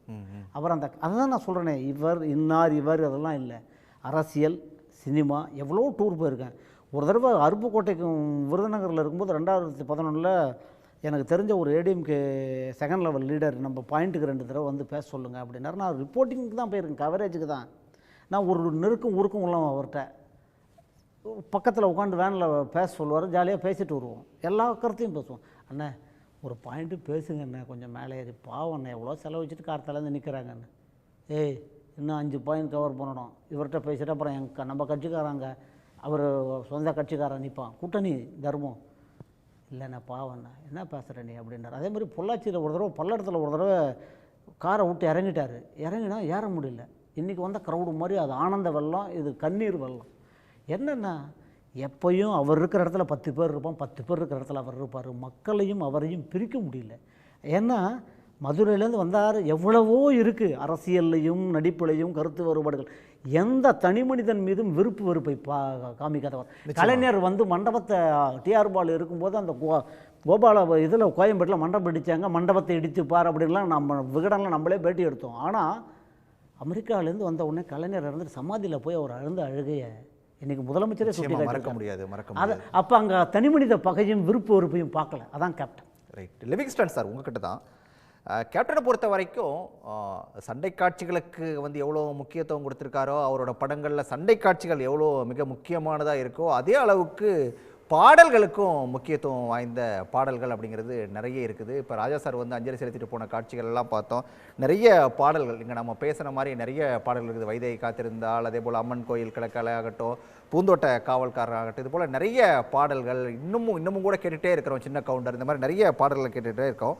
பாடல்களை பொறுத்த வரைக்கும் கேப்டன் அந்த இப்போ ராஜா சாருக்கு அவருக்குமான நெருக்கத்தை பற்றி சில விஷயங்களை நீங்கள் பகிர்ந்துக்கிட்டீங்க. இன்னும் கூட நிறைய படங்கள் நீங்கள் சேர்ந்து ஒர்க் பண்ணிருப்பீங்க. அந்த அனுபவங்களையும் சேர்த்து சொல்லுங்களேன் சார்.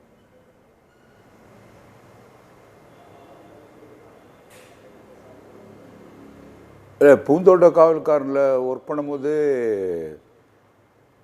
அவர் மியூசிக்கில் உண்மையிலே அவருக்கு நல்ல ஒரு இன்வால்மெண்ட்டான அவர் சார், விஜயகாந்த் சார் ரொம்ப இன்வால்வ் ஆகும் மியூசிக்கில். ஆனால் அவருடைய கணிப்பும் கரெக்டாக இருக்கும். சில மெலடிஸ்க்கெலாம் அவருக்கு பிடிக்காது, சிலது நல்ல ஒரு குத்து சாங் அது மாதிரி ஒரு ஃபாஸ்ட் நம்பர்ஸ்லாம் ரொம்ப ரொம்ப லைக் பண்ணி அவர் இது பண்ணுவார். ராஜா சாருடைய எல்லா பாடல்களும் நீங்கள் பார்த்தீங்கன்னா அவர் அந்த சின்ன மணி கோயிலே இந்த சாங்கு, சின்ன கவுண்டரில் எல்லா சாங்கும் நீங்கள் பார்த்தீங்கன்னா அவ்வளோ அற்புதமாக இருக்கும். பூந்தோட்ட காவல்காரனை பற்றி நான் ஒன்று சொல்லணும் சார். ஆக்சுவலாக ஒரு முறை என்ன ஆச்சுங்கன்னா, அவர் ஒரு சினிமாவில் மட்டும் ஹீரோ இல்லை சார், ஒரிஜினலாகவே பார்த்தீங்கன்னா ஒரு பெரிய பிரச்சனை ஆகிடுச்சு அந்த படத்தில். ஊட்டியில் நடிக்கும்போது ஏதோ சாங் எடுத்துகிட்டு இருக்கும்போது ஆனந்துன்னு ஒரு ஆக்டர், அவரும் வேறு ஒருத்தர் புதுமுகம், அவர் யங் கப்பிள் இது. அப்போ அந்த பொண்ணை அங்கே இருக்க ஒரு கேங்ஸ் வந்து தகராறு பண்ணி ஏதோ கிண்டல் பண்ணியிருக்காங்க. அந்த பொண்ணை தொட்டு பேசினாங்களா என்னன்னு தெரியல. அது விஜயகாந்த் ஊரில் உட்காந்துருந்தார். அது பிரச்சனை ஆனோடனே நேராக வந்து கேட்டார், என்ன விஷயம்னா இது மாதிரி தொட்டுட்டார் சார் வந்து. நேராக போய் அந்த க்ரௌடில் பிடிச்சி இழுத்து வந்து விட்டார். 2 அரை படாருனுங்க. ஆக்சுவலாக அவனுங்க லோக்கல் ஊட்டிக்காரங்கன்னு நினைக்கிறேன். அது பெரும் பிரச்சனை ஆகி ஒருத்தருக்கு ஒருத்தர் தகராறு சண்டை ஆகி அவனுங்க போய் ஊட்டியில் இருக்க எல்லா குரூப்ஸும் அப்படியே அழைச்சிட்டு வந்துட்டானுங்க சார். அழைச்சிட்டு வந்து பெரிய ஒரு போர்க்களம் மாதிரி ஆகிப்போச்சு. ஆனால் அது முன்னாடி நின்றுக்கிட்டு அவர் எங்களுக்கு ஒரு டீம் லீடர் மாதிரி இருந்து நாங்கள்லாம் பயந்து இது ஷூட்டிங்கை கேன்சல் பண்ணிட்டு போயிடலாமா சென்னைக்கு என்று. அவர் அதை பற்றி நீங்கள் கவலையப்படாதீங்க, அவங்க பண்ணது தப்பு, நம்ம பண்ணது நியாயம், என்ன நடந்தாலும் நம்ம பார்த்துடலாம் அப்படின்னு சொல்லி எங்களை அவங்க அடிக்க ட்ரை பண்ணேன். அதுக்குள்ளே சார் வந்து அதுதான் ரியல் ஹீரோங்க. அவர் எடுங்கடா அதில் கம்பு எல்லார் கார்லையும் கம்புலாம் வைங்கடா, எவனா இது நடுவில் ஷூட்டிங் குறுக்க வந்தானா அடிக்கிறதுக்கு ரெடியாக இருங்க அப்படிங்கிற மாதிரிலாம் பண்ணி ப்ரிப்பேர்டாக ஆகி எங்களுக்குலாம் தைரியத்தை முட்டி எதுக்கும் நீங்கள் கவலைப்படாதீங்க, நம்ம சைடில் நியாயம் இருக்குது. அவனுக்கு வந்து ஷூட்டிங் டிபார்ட்மெண்ட்டில் நம்மளோட யூனிட் சேர்ந்து ஒரு பொண்ணு நம்ம கை பிடிச்சி எடுத்துக்காங்கன்னா எப்படி நம்ம விட முடியும், என்ன இருந்தாலும் நம்ம பார்த்துக்கலாம்னு சொல்லி எல்லாருக்கும் தைரியம் முட்டி பெரும் பிரச்சனைகள் 2 நாள் கழித்து அந்த ஷூட்டிங்கே நம்ம பரபரப்பாக நடத்தி அப்புறம் போலீஸ் கேஸ் ஆகி அப்புறம் அவர் தான் முன்னாடி இருந்து அவங்கள யார் அந்த பசங்க கேலி பண்ணாங்களோ அவங்கள நிற்க வச்சு அவங்கள்ட்ட மன்னிப்பு கேட்க வச்சாருங்க. அந்தளவுக்கு முன்னாடி இருந்து ஒரு தைரியமாக ஓடியெல்லாம் ஒதுங்காத மன்னிப்பெல்லாம் பிடிச்சி விட்டுலாம் நம்ம ஷூட்டிங்கை சொல்லி இத்தனையும் அவருடைய சொந்த படம். அது 2 நாள் வந்து அவ்வளோ அந்த அந்த கேங்கோட நின்று போராடி அது அவங்களுக்கு போலீஸ் ஸ்டேஷனில் அவங்களுக்கு வந்து அரெஸ்ட் பண்ண வச்சாருங்க அவர். அதே போல் அந்த ஷூட்டிங் பார்த்தீங்கன்னா எல்லாருக்குமே அது நிறைய பேர் சொல்லியிருக்காங்க. காலையில் டிஃபன் வந்து சாப்பாடு போய்டும், நல்ல டிஃபன், ஒரு 15 வகையான டிஃபனு. அது இல்லாத 11 மணிக்கு பார்த்தீங்கன்னா உங்களுக்கு வந்து ரோஸ் மில்க்கு, இளநீர் எல்லாருக்குமேங்க. இளநீர்னால் நான் ஒரு அண்டாவில் உடச்சி அப்படியே ஊற்றுவாங்க. எல்லா இளநியும் அண்டா போல் கிட்டத்தட்ட ஒரு 500 இளநீ போல் ஊற்றுவாங்க. எல்லோரும் அதை சாப்பிடுவாங்க. கேப்டன் விஜயகாந்தோட நினைவுகளை பற்றி தான் சிறப்பு விருந்தினர்களோடு பேசிகிட்டு இருக்கோம். தொடர்ந்து பேசுவோம். மைப்பா நாராயணன், உங்ககிட்ட தான் அரசியலில் விஜயகாந்தை பொறுத்த வரைக்கும் நம்ம அரசியலில் எடுத்துக்கிட்டோம் அப்படின்னு சொல்லி சொன்னால் ஒருத்தர் வந்து சினிமாவிலையும் ஜெயிச்சு அரசியல்லையும் ஜெயித்தவங்க அப்படின்னு சொல்லிட்டு பார்த்தோம்னு சொல்லி சொன்னால் தமிழக வரலாற்றில் அது மிக குறைவு தான். அந்த ஒரு வெற்றிக்கு என்ன காரணமாக பார்க்குறீங்க? மிக கடுமையான உழைப்பு, நெட்வொர்க். சினிமாவில் நடிக்கும்போதே ரசிகர் மன்றங்களை எல்லாம் வந்து அவர் அதெல்லாம் இந்த பேங்க் பேலன்ஸில் 10 ரூபா 20 ரூபா டெபாசிட் பண்ணுற மாதிரி அந்த உள்ளங்களை எல்லாம் பண்ணார். எதிர்பார்க்காத செய்த உதவிகள், அன்பு, தையல் மிஷின் வாங்கி கொடுக்கறது, ஒரு கம்ப்யூட்டர் சென்டர் வச்சு கொடுக்கறது, ஒரு நல்லது கெட்டதை செய்கிறது, அதெல்லாம் அந்த அன்பினுடைய வெளிப்பாடு தான் அந்த ஆதரவு. அதனால தான் 2006 நான் விகடனில் இருக்கும்போது போனோம் விருதாச்சலத்தில் அது பிஎம்கே பெல்ட். இப்போ மரியாதைக்குரிய அன்புமணி வந்து பேசிட்டு போயிருக்காரு, அவருடைய கொள்கையில் உறுதியாக இருப்பார்ன்ட்டு. விஜயகாந்த் அங்கே நிற்கும்போது பின்னாடி கூட்டணி வச்சவங்கெல்லாம் கூட விருதாச்சலத்தில் அவர் நிற்கிறாரே, அவர் எந்த அளவுக்கு ஜெயிக்க முடியும் அப்படின்ட்டு ஒரு பெரிய அண்டாவை கவுத்து போட்டு அதில் உட்காந்து பேட்டி கொடுத்தாரு. எனக்கு இன்டர்வியூலாம் ஒன்றும் இப்படி சுற்றி பார்த்தாரு. அந்த வாழைத்தோப்பு தென்னந்தோப்பு பக்கத்தில் ஒரு வீடு, ஒரு பெரிய அண்டா மாதிரி இருக்குது, அதில் உட்காந்து கொடுத்தாரு. அங்கே ஜெயிச்சார் அவர் 2006. ஒரு தொகுதி தான் ஜெயித்தார், மற்ற இடத்தெல்லாம் தோற்றா கூட ஓட் பேங்க் கிரியேட் ஆச்சு. எந்த இடத்துல ஜெயித்தார்? பிஎம்கே பெல்ட்டில் விருதாச்சலத்தில் தனியாக நின்று ஜெயித்தார். அது காரணம் என்னென்னா, ரசிகர்கள் காஞ்சிபுரத்துலேருந்து கன்னியாகுமரி வரைக்கும் அவருக்கு ஒரு பேக்கெட்டுன்னு சொல்ல முடியாது. அவருக்கு இப்போ ஒரு சட்டம் ஒரு இருட்டரை ஃபஸ்ட் கிளாஸாக ஓடிச்சு, வைதேகி காத்திருந்தால்னா அது ஒரு வெஸ்ட் பெல்ட்டு, இன்னொரு படம்னா அப்படின்னு கிடையாது. அந்த தமிழ்நாட்டில் இருக்கிற அனைத்து மாவட்டங்களிலும் அவருக்கான அந்த வாக்கு வங்கி அரசியலுக்கு வருவதற்கு முன்பாகவே திரைப்படத்திலேயே தயார்படுத்தப்படுது அந்த நெட்வொர்க்கு. அதுக்கு முன்னாடி ராமு சார், அவர் யார் சார்? ராமு வசந்தன் அவங்கெல்லாம் வச்சு அவர் என்ன பண்ணார், ஒரு தபால் போடுறது, ஃபோட்டோ கொடுக்கறது, வந்தால் எடுக்கிறது, அவன் கஷ்ட நஷ்டத்தில் பங்கெடுத்துக்கிறது. நம்ம ஒரு கஷ்ட நஷ்டத்தில் பங்கெடுத்துட்டோன்னு வச்சுக்கோங்களேன், நமக்கு அப்போ தெரியாது அதனுடைய ரிசல்ட்டு. நம்ம ஒரு ரிஸ்க் எடுக்கும்போது, நமக்கு ஒரு கஷ்டம் வரும்போது அந்த கஷ்ட நஷ்டத்தில் பங்கெடுத்ததனுடைய பலன் வரும். அது every action is getting the own reaction. அவருக்கு அரசியல் சினிமாவில் ஜெயித்ததுக்கும் மிகப்பெரிய சிவகுமார் சொன்னார், என்னோட ஒரு 2 படத்தில் அப்படி தலையை காமிச்சிட்டு போனார், ஒரு சீன்லலாம் வந்திருக்காரு, அப்புறம் ஒரு படத்தில் உயிர் நண்பனாக நடிச்சிருக்காரு. அப்போல்லாம் யாருக்கும் தெரியாது.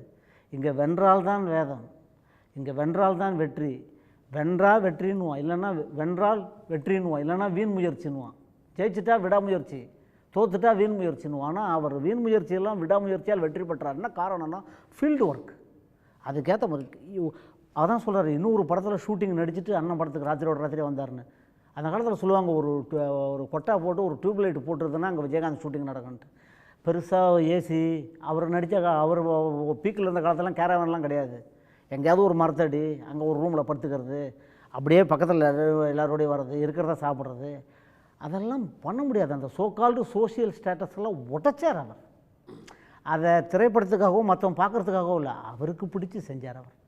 அடுத்தவனுக்காக ஒரு வாழ்க்கை வாழறது வேறு, தான் நினைக்கிற ஒரு வாழ்க்கையை அவர் வாழ்ந்ததுனால தான் இன்றைக்கி இவ்வளவு கூட்டம் அலமுது. யதார்த்தம் அப்படின்னா விஜயகாந்த் பார்த்திபன்ட்ட அதை நம்ம கேட்கணும். பார்த்திபன் சார், இப்போ அரசியலை பொறுத்த வரைக்கும் கூட கேப்டனை பொறுத்த வரைக்கும் ஒரு கருப்பு எம்ஜிஆர் அப்படின்னு சொல்லியெல்லாம் கூட மக்களால் அன்போடு அழைக்கப்பட்டார். நம்ம இன்றைக்கி பார்த்தீங்கன்னா காலையில் தொடங்கி இப்போ வரைக்கும் கட்டுக்கடங்காத கூட்டம் கோயம்பேட்டில் வந்து குவிஞ்சிக்கிட்டே இருக்குது. என்ன சொல்லப்போனால் தேமுதிகவில் இருந்தவங்களும் அந்த இதில் அஞ்சலி செலுத்தத்துக்கு வரக்கூடிய அந்த காட்சிகளை பார்க்குறோம். அரசியலில் விஜயகாந்த் இவ்வளோ தூரம் மேலே வந்ததுக்கான காரணமாக நீங்கள் என்னத்தை பார்க்குறீங்க? நம்முடைய மைப்பா நாராயண கட்ட தெளிவாக சொன்னாருங்க. அவருடைய செய்த புண்ணியங்கள், அவர் இந்த சமுதாய அரசியலில் வந்து ஒரு பெரிய மாற்றத்தை கொண்டு வரணும்னு ஒரு பெரிய முயற்சி எடுத்து கொண்டு வந்தார். அந்த அளவுக்கு எம்ஜிஆருக்கு பிறகு திரைத்துறையிலேருந்து வந்தவங்களில் கேப்டன் வெற்றி பெற்றார் தான் சொல்லணும். அந்த அளவுக்கு ஒரு மிகப்பெரிய ஒரு அதிர்வலைகளை தமிழ்நாட்டில் ஏற்படுத்தினார் அரசியலில். அது யாரும் மறந்துட முடியாது. அதுக்கப்புறம் அரசியலில் ஒரு பெரிய பகைமை வைத்துக்க மாட்டார். மைப்பா அழகாக சொன்னார் ஒரு விஷயத்தை, என்னென்னா அமெரிக்காவிலேருந்து உடலை பரிசோதனை செய்துவிட்டு திரும்பும்போது நேராக கலைஞருடைய சமாதிக்கு வந்து கண்ணீர் அஞ்சலி செலுத்தினார். எங்களுடைய சட்டமன்ற உறுப்பினர்லாம் உட்காந்து பேசும்போது கலைஞருடைய ஆளுமையை பற்றி அதிகமாக பேசுவார். கலைஞர் சொல்லுவார், கைராசி தலைவர் அவர் தானே திருமணம் நடத்தி வச்சார். எனக்கு மதுரையில் மிகப்பெரிய ஒரு மாநாடு போல் நடப்பட்டதை கலைஞருக்கு வந்து தாலி எடுத்துக்கொண்டு திருமணம் நடத்தி வைத்தார். அந்தளவுக்கு கைராசி மன்னன் என்று அந்த வார்த்தையில் அடிக்கடி சொல்லுவார். ஒரு மேடையில் எனக்காவது ஒரு விமர்சனம் கலைஞரை பற்றியோ அதிமுக பற்றி விமர்சனம் பண்ணிவிட்டார்னா இறங்குறதுமே நான் கலைஞரை பற்றி பேசிடக்கூடாது பாரு. அந்த அளவுக்கு கலைஞர் மீது மிகப்பெரிய ஈடுபாடு. அரசியலில் வந்து கலைஞரை தான் பின்பற்றினார். அதுதான் உண்மை. கலைஞர் வந்து எடுத்து இந்த சட்டமன்ற குறிப்புகள்லாம் சார், கலைஞர் என்னென்ன இப்போ இந்த புக் எடுத்து சொல்றாரு. பார்த்தசாரதி பிஏவை, கலைஞருடைய அந்த உரைகள் வந்து ஆரம்ப காலத்தில் இருக்கும், அந்த புக்கெல்லாம் எடுத்துகிட்டு வாம்பார்.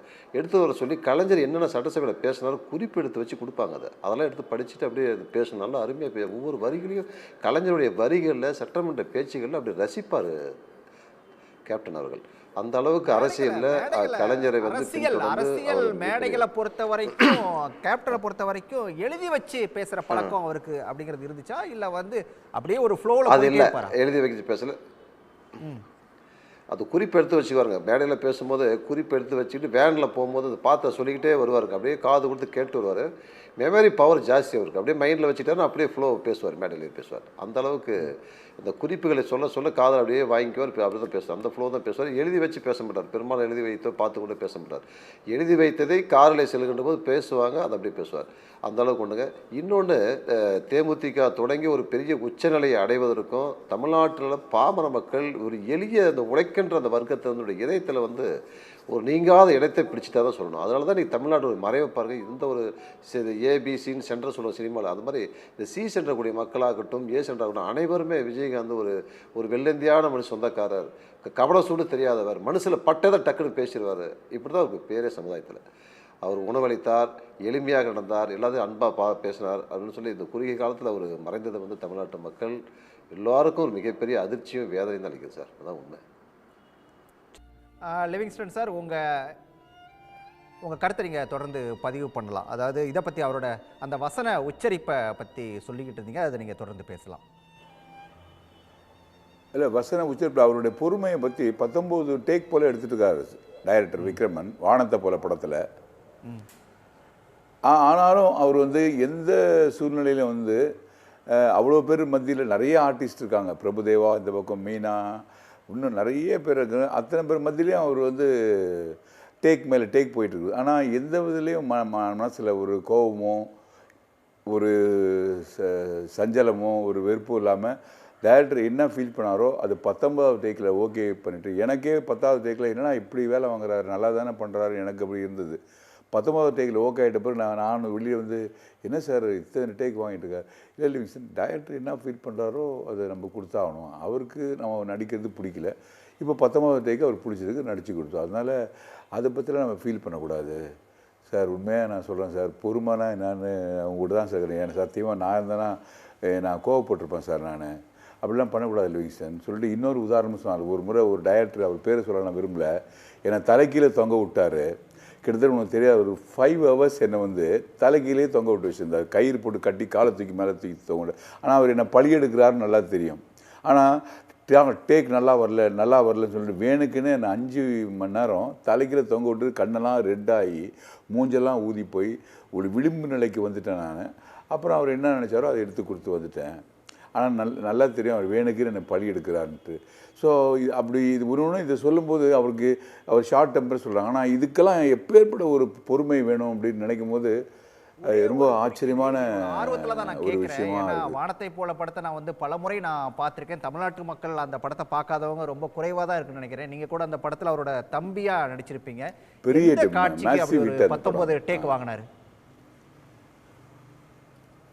அது எனக்கு கரெக்டாக ஞாபகத்துக்கு இல்லை சார். வீட்டுக்குள்ளே நடக்கிற ஒரு விஷயம் அது. ஒரு வீட்டுக்குள்ளே ஒரு டீப்பான ஒரு எமோஷன்ஸ் தான்.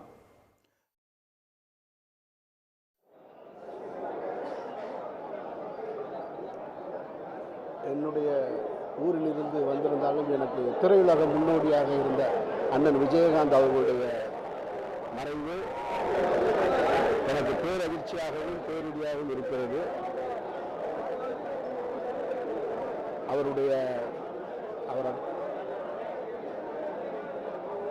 இறைவருடைய திருவடி நிலையில் அவருடைய ஆத்மா சாந்தியடைய பிரார்த்திக்கிறேன். நன்றி.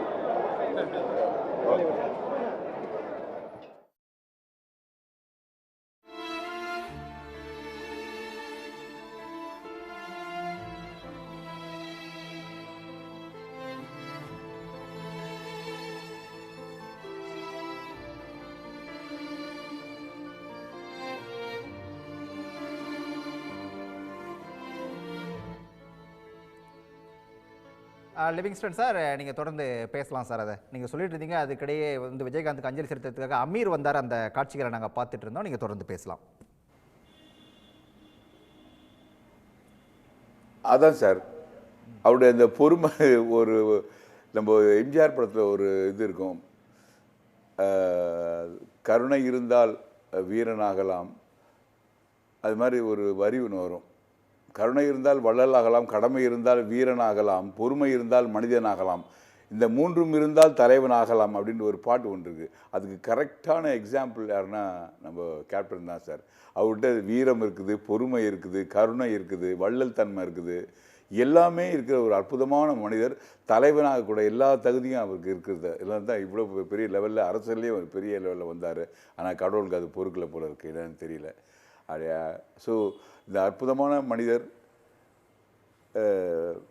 சினிமாலையும் மிகப்பெரிய ஒரு சாதனைகளை பண்ணி அரசியலையும் மிகப்பெரிய லெவலில் வந்து காலங்களுக்கு அவருக்கு வேறு மாதிரி ஒரு கணக்கெடுக்குதுன்னு நினைக்கும் போது நம்ம காலத்தை தான் அதுக்கு மேலே தான் நம்ம கோபம் வருது. யாரோ இருக்காங்க உலகத்தில், ஏதாவது எங்கள் அம்மா ஒரு பழமொழி சொல்லுவாங்க, பூமிக்கு பாரமும் சோத்துக்கு கேடுமா, அது மாதிரி யாரோ இருக்காங்க. ஆனால் இப்பேற்பட்ட வேல்யூபிள் பர்சன், நல்ல மனிதர், மிகப்பெரிய மக்களால் போற்றப்படக்கூடிய மனிதருக்கு வந்து இவ்வளோ குறுகிய காலத்தில் இந்த மரணங்கள் வரும்போது இறைவன் மேலே ஏற்கனவே சொன்ன மாதிரி கடவுள்னு ஒருத்தர் இருக்காரா இல்லையான்னு ஒரு சின்ன சந்தேகம் வந்துடுதுங்க எனக்கு. நல்லவர்கள் வாழ்வார்கள், தர்மம் தலை காக்கும்ன்றதெல்லாம் பொய்யா அப்படிங்கிற மாதிரிலாம் நினைக்க தோணுது சார். சார் அரவிந்த் ராஜா சார், அவரோட வசனங்களை பற்றி நம்ம பேசிகிட்டு இருந்தோம். அந்த மேடை பேச்சுகள், அவரோட வசனங்களை பற்றி நீங்கள் நிறைய படங்கள் கூட ஒர்க் பண்ணவர். அவரோட அந்த வசன உச்சரிப்புகள், அதை எப்படி உள்வாங்கிட்டு பேசுவார் அப்படிங்கிறத பற்றி கொஞ்சம் பகிர்ந்துட்டா நல்லாயிருக்கும். அதாவது ஒரு லிவிங்ஸ்டன் சார் சொன்ன மாதிரி தான், ஒரு 10 நிமிஷம் பார்ப்பார், 5 நிமிஷம் பார்ப்பார். அந்த முக்கியமான அவர் கேப்டனுடைய ஸ்பெஷாலிட்டியே வந்து புள்ளி விவரங்கள் சொல்கிறது தான். ஒரு ஊரில் எத்தனை போலீஸ் ஸ்டேஷன் இருக்குது, அதில் எத்தனை எஸ்ஐ இருக்காங்க, எத்தனை போலீஸ்காரங்க இருக்காங்க, ஊர் மக்கள் எவ்வளோன்னு இந்த புள்ளி விவரங்களை மட்டும்தான் கொஞ்சம் மைண்டில் ஏற்றுவார். மற்றபடி வர்ற மேட்ரை ஒரே ஃப்ளோவில் அடிப்பார். ஒரே ஃப்ளோ, இது பண்ணவே மாட்டார். செகண்ட் டேக், தேர்ட் டேக்லாம் கிடையாது. ஆனால் அவர் சொன்ன மாதிரியே நம்ம விருப்பப்பட்டு, இல்லை கேப்டன் இது இன்னும் ஒரு இது பண்ண நல்லாயிருக்கும் அப்படின்னு பண்ணுவார். நான் அந்த உழவன்மோகன் படத்தில் ஒரு ஷாட் வச்சேன், 400 அடி சிங்கிள் ஷாட் கேப்டன். நீங்கள் வந்து ஒருத்தட்டையாக அப்படி போய் சுற்றி போய் கேட்டுட்டு வந்து யாரும் உங்களை தான் குற்றவாளின்னு சொல்கிறாங்கங்கும்போது அப்படியே உடஞ்சி போய் உக்காரணுன்னு. சிங்கிள் டேக்கில் பண்ணால் நல்லா இருக்கும்னு. தாராளமாக பண்ணலாம், இதில் என்ன டைலாக்கும் இல்லை, கம்மி தானே, தாராளமாக பண்ணலான்ட்டு பண்ணார். எதுக்குன்னா நம்ம என்ன கேட்குறோமோ அதை அப்படியே வந்து பண்ணி கொடுக்கக்கூடியவர். வசனத்தெல்லாம் அவர் திணறின மாதிரியே நான் எங்கேயுமே பார்த்ததில்லை. என்ன எவ்வளோ பெரிய டைலாக் கொடுத்தாலும் அடிச்சுட்டு வந்துடுவார். ஏதாவது லென்த்தி டைலாக்காக ஏதாவது ஞாபகம் இருக்கா உங்களுக்கு? எதெல்லாம் வச்சோம் அப்படிங்க, எந்த படங்களில் வச்சோம் அப்படின்னு? என்னுடைய படங்களில் டைலாக்ஸ் வந்து அவருக்கு கம்மி தான். ஏன்னா நான் மேக்ஸிமம் கேப்டன் வச்சு பண்ணது ஆக்ஷன் ஓரியன்ட் மூவிஸ் தான் பண்ணேன். அதில் டைலாக்ஸ் கம்மி தான். பட்டு சிங்கிள் ஷாட்ஸு நிறையா பண்ணியிருக்காரு, வித் ஆக்ஷனோட, வித் இதோட.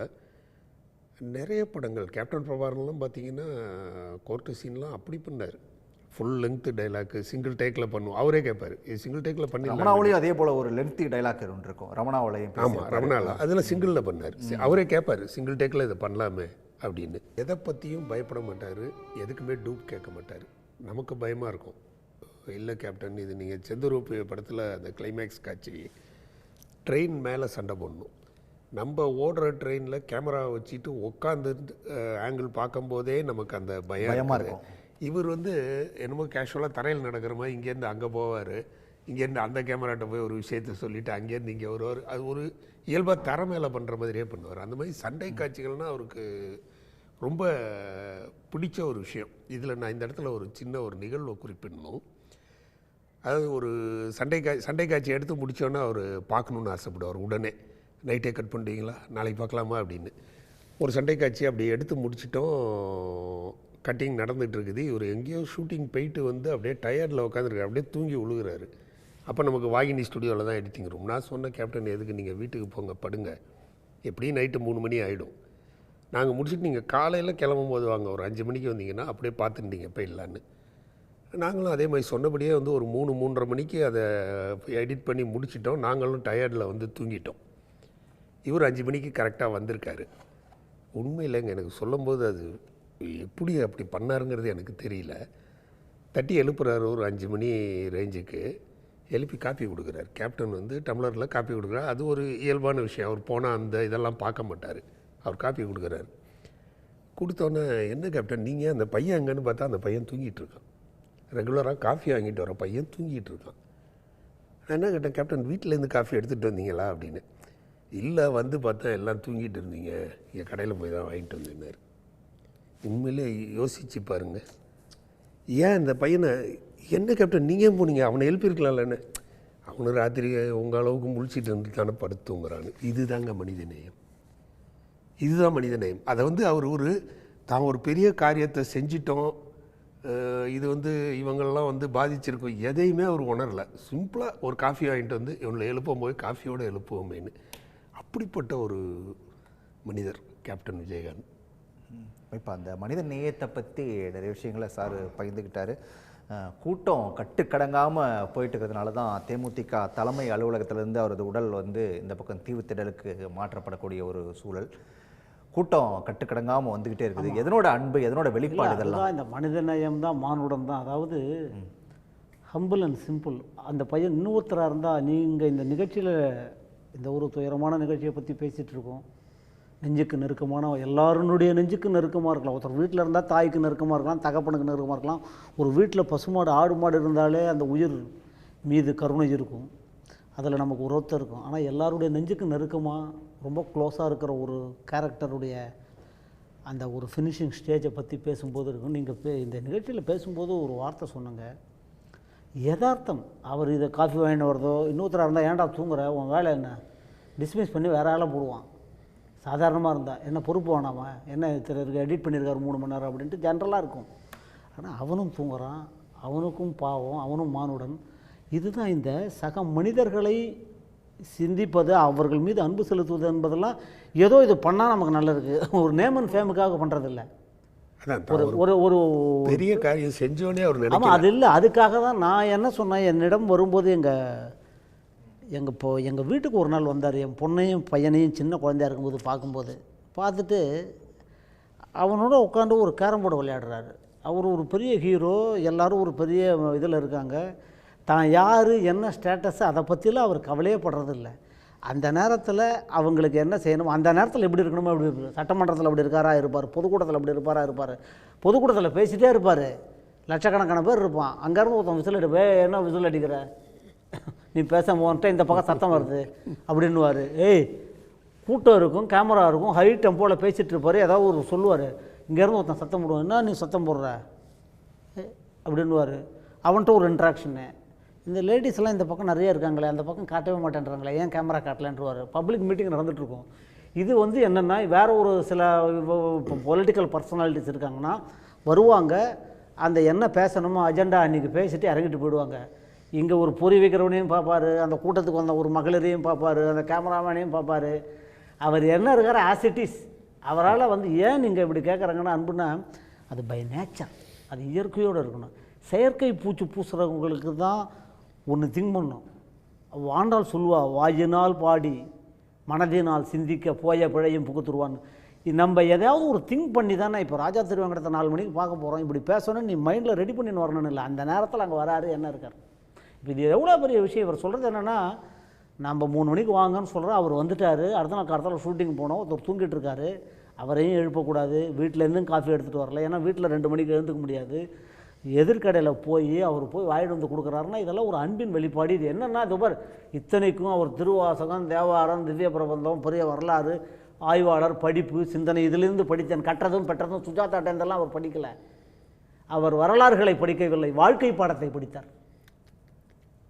என் பார்வையில் நான் எவ்வளோ க்ளோஸாக அவரோட பழகிருக்கேன், ரொம்ப க்ளோஸ். இது அவர் 150 படம் நடிச்சிட்டாரு. நான் இது வரைக்கும் ஒரு 12 படம் நடிச்சிருக்கேன். 2 சீன் 3 சீன்லாம் வருவேன். திடீர்னு அவங்க அன்பு சகோதரி பிரேமலதா ஒரு நாள் ஃபோன் பண்ணாங்க, பாலா சார் படம் நாச்சியார், உன் படத்தை பார்த்துட்டு விழுந்து சிரிக்கிறார், அந்த வைக்கல் கேரக்டர். அதில் அந்த மாதிரிலாம் முடியவே முடியாது. அனுமாரை பற்றி வாலி எழுதியிருப்பார் அவதார புருஷனில். அதுதான் கேப்டன், அவருடைய கேரக்டர் அப்படியே எழுதியிருக்கார். கையில் கதையையும் கண்ணில் கருணையையும் ஏந்தியவன், கையில் கதையையும் கண்ணில் கருணையையும் ஏந்தியவன். கண்ணில் கருணை, கோபம் வர நேரத்தில் கோபம் வரும், அந்த கருணை பார்வை அப்படியே வரும். யார் என்ன ஏது, அப்போ அப்படிலாம் வாழவே முடியாது. இன்றைக்கி இறந்துட்டாருன்றதுக்காக இல்லை, வாழ்க்கை என்பது உயிரோடு இருக்கிறவரை திருத்தப்பட்டு மரணத்திற்கு பின்பு படிக்கப்படுகிற மாபெரும் கவிதையினர் பழமுருஜான். இருக்கும்போது எல்லாம் சொல்லுவோம், போன பிறகு அவரை மாதிரி இல்லைன்னு சொல்லுவோம் உலக இது. ஆனால் இருக்கும்போதும் அந்த மனிதர்கள் அன்னதானம் பண்ணாங்கன்னு சொன்னாங்க. எல்லாரும் வராங்க, எல்லாரும் பொதுமக்கள் வராங்க, எல்லாரும் வராங்க. அரசியலில் வெற்றி தோல்வி உயரங்கள் கிடைக்கிறது இல்லை அப்படின்ட்டு இன்றைய முதலமைச்சர் என் நெஞ்சுக்கு நெருங்கி என் நண்பர் எவ்வளோ பேசியிருக்காரு, இவரை பற்றி கேட்டிருக்காரு. கேப்டன் என்ன நினைக்கிறார், கலைஞர் ஒரு நாள் என்ன சொல்கிறார், ஓ ஃப்ரெண்டு அப்படின்னாரு. ஒரு சிஐடி நகரில் என்னை கூப்பிட்டு 1.5 மணி நேரம் தலைவரோட பொலிட்டிக்கல் கவிதை, அவர் தேவாரம் கேட்பார், திருவாசகம் கேட்பார், திவ்ய பிரபந்தம் கேட்பார், எல்லாம் அரசியல் பேசுவார். அவரோட என்ன ஏன் சொல்கிறாரு, அவர் என்கிட்ட கேப்டன் இன்றைக்கி இல்லை, பட் ஒரு உண்மையை நான் பகிர்ந்துக்கணும், அண்ணன் சொல்கிற மாதிரி சில உண்மைகளை நீங்கள் சொல்லுங்கள் உண்மைகளை அப்படின்ட்டு. கலைஞர் ஒரு நாள் கேட்டார். நான் கேட்டேன், அவர் கலைஞரை போய் பார்த்தா என்ன நீங்கள் அப்படின்னு.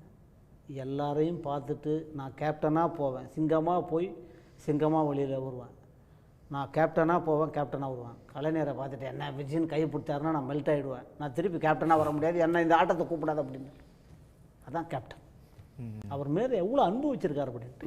ஒரு தலைவன் மீது, ஒரு தத்துவத்தின் மீது மாறுபட்ட கருத்துக்கள் எல்லாம் இருக்கலாம். Taste will differ. Raja Thiruvengadam நினைக்கிறதா நான் நினைக்கிறேன்னு அவசியம் கிடையாது, இன்னொருத்தர் நினைக்கிறது. ஆனால் அவர் சொல்கிறாரு, நான் வேற ஒருத்தரை பார்த்துட்டு நான் வந்துடுவேன், மாடி போகும்போது உட்காருவேன், என்ன விஜய் அப்படின்னு ஒரு வார்த்தையை பாலை போடுவார், மிடில் ஸ்டெம்ப் எகிரிடும், என்னால் முடியாது அப்படின்னாருன்னா அந்த தலைவனுடைய மீது என்ன வச்சுருக்காரு, தான் யார் அவர் யார், அவ்வளவு இதில். ஏன்னா கிராஸ் ரூட் லெவல்லேருந்து வந்திருக்காரு. ஒரு புல்லட் எடுத்துகிட்டு சுற்றுவாரான் ஸ்டுடியோவுக்கு.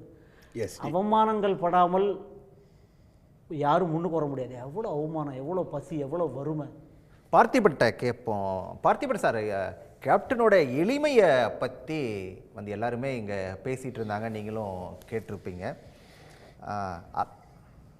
அவரோட இணைப்பில் ஏதோ சிக்கல் அப்படின்னு நினைக்கிறேன். நீங்கள் பார்த்த, நீங்கள் சொன்ன ஒரு விஷயங்கிறது ரொம்ப ஒரு இதாக இருந்துச்சு, ரொம்ப ஷாக்கிங்காக இருந்துச்சு.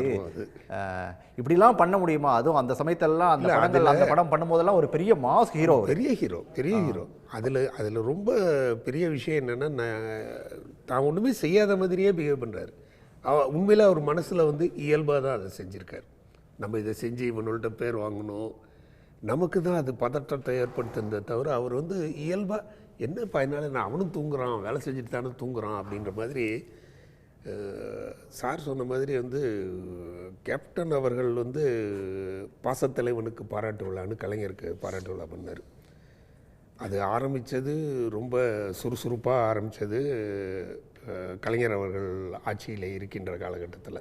அதற்கான முன்னோடி வேலைகள் எல்லாம் செய்யப்பட்டுடுச்சு. திடீர்னு ஆட்சி மாற்றம் வருது.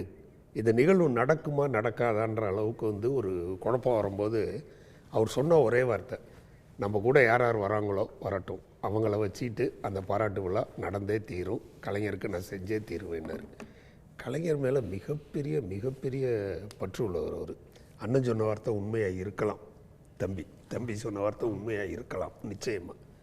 ஏன்னா அந்தளவு கலைஞர் மேலே ஒரு பற்று. கலைஞர் தமிழ் அவருக்கு அப்படி ஒரு பிடிச்ச ஒரு விஷயம்.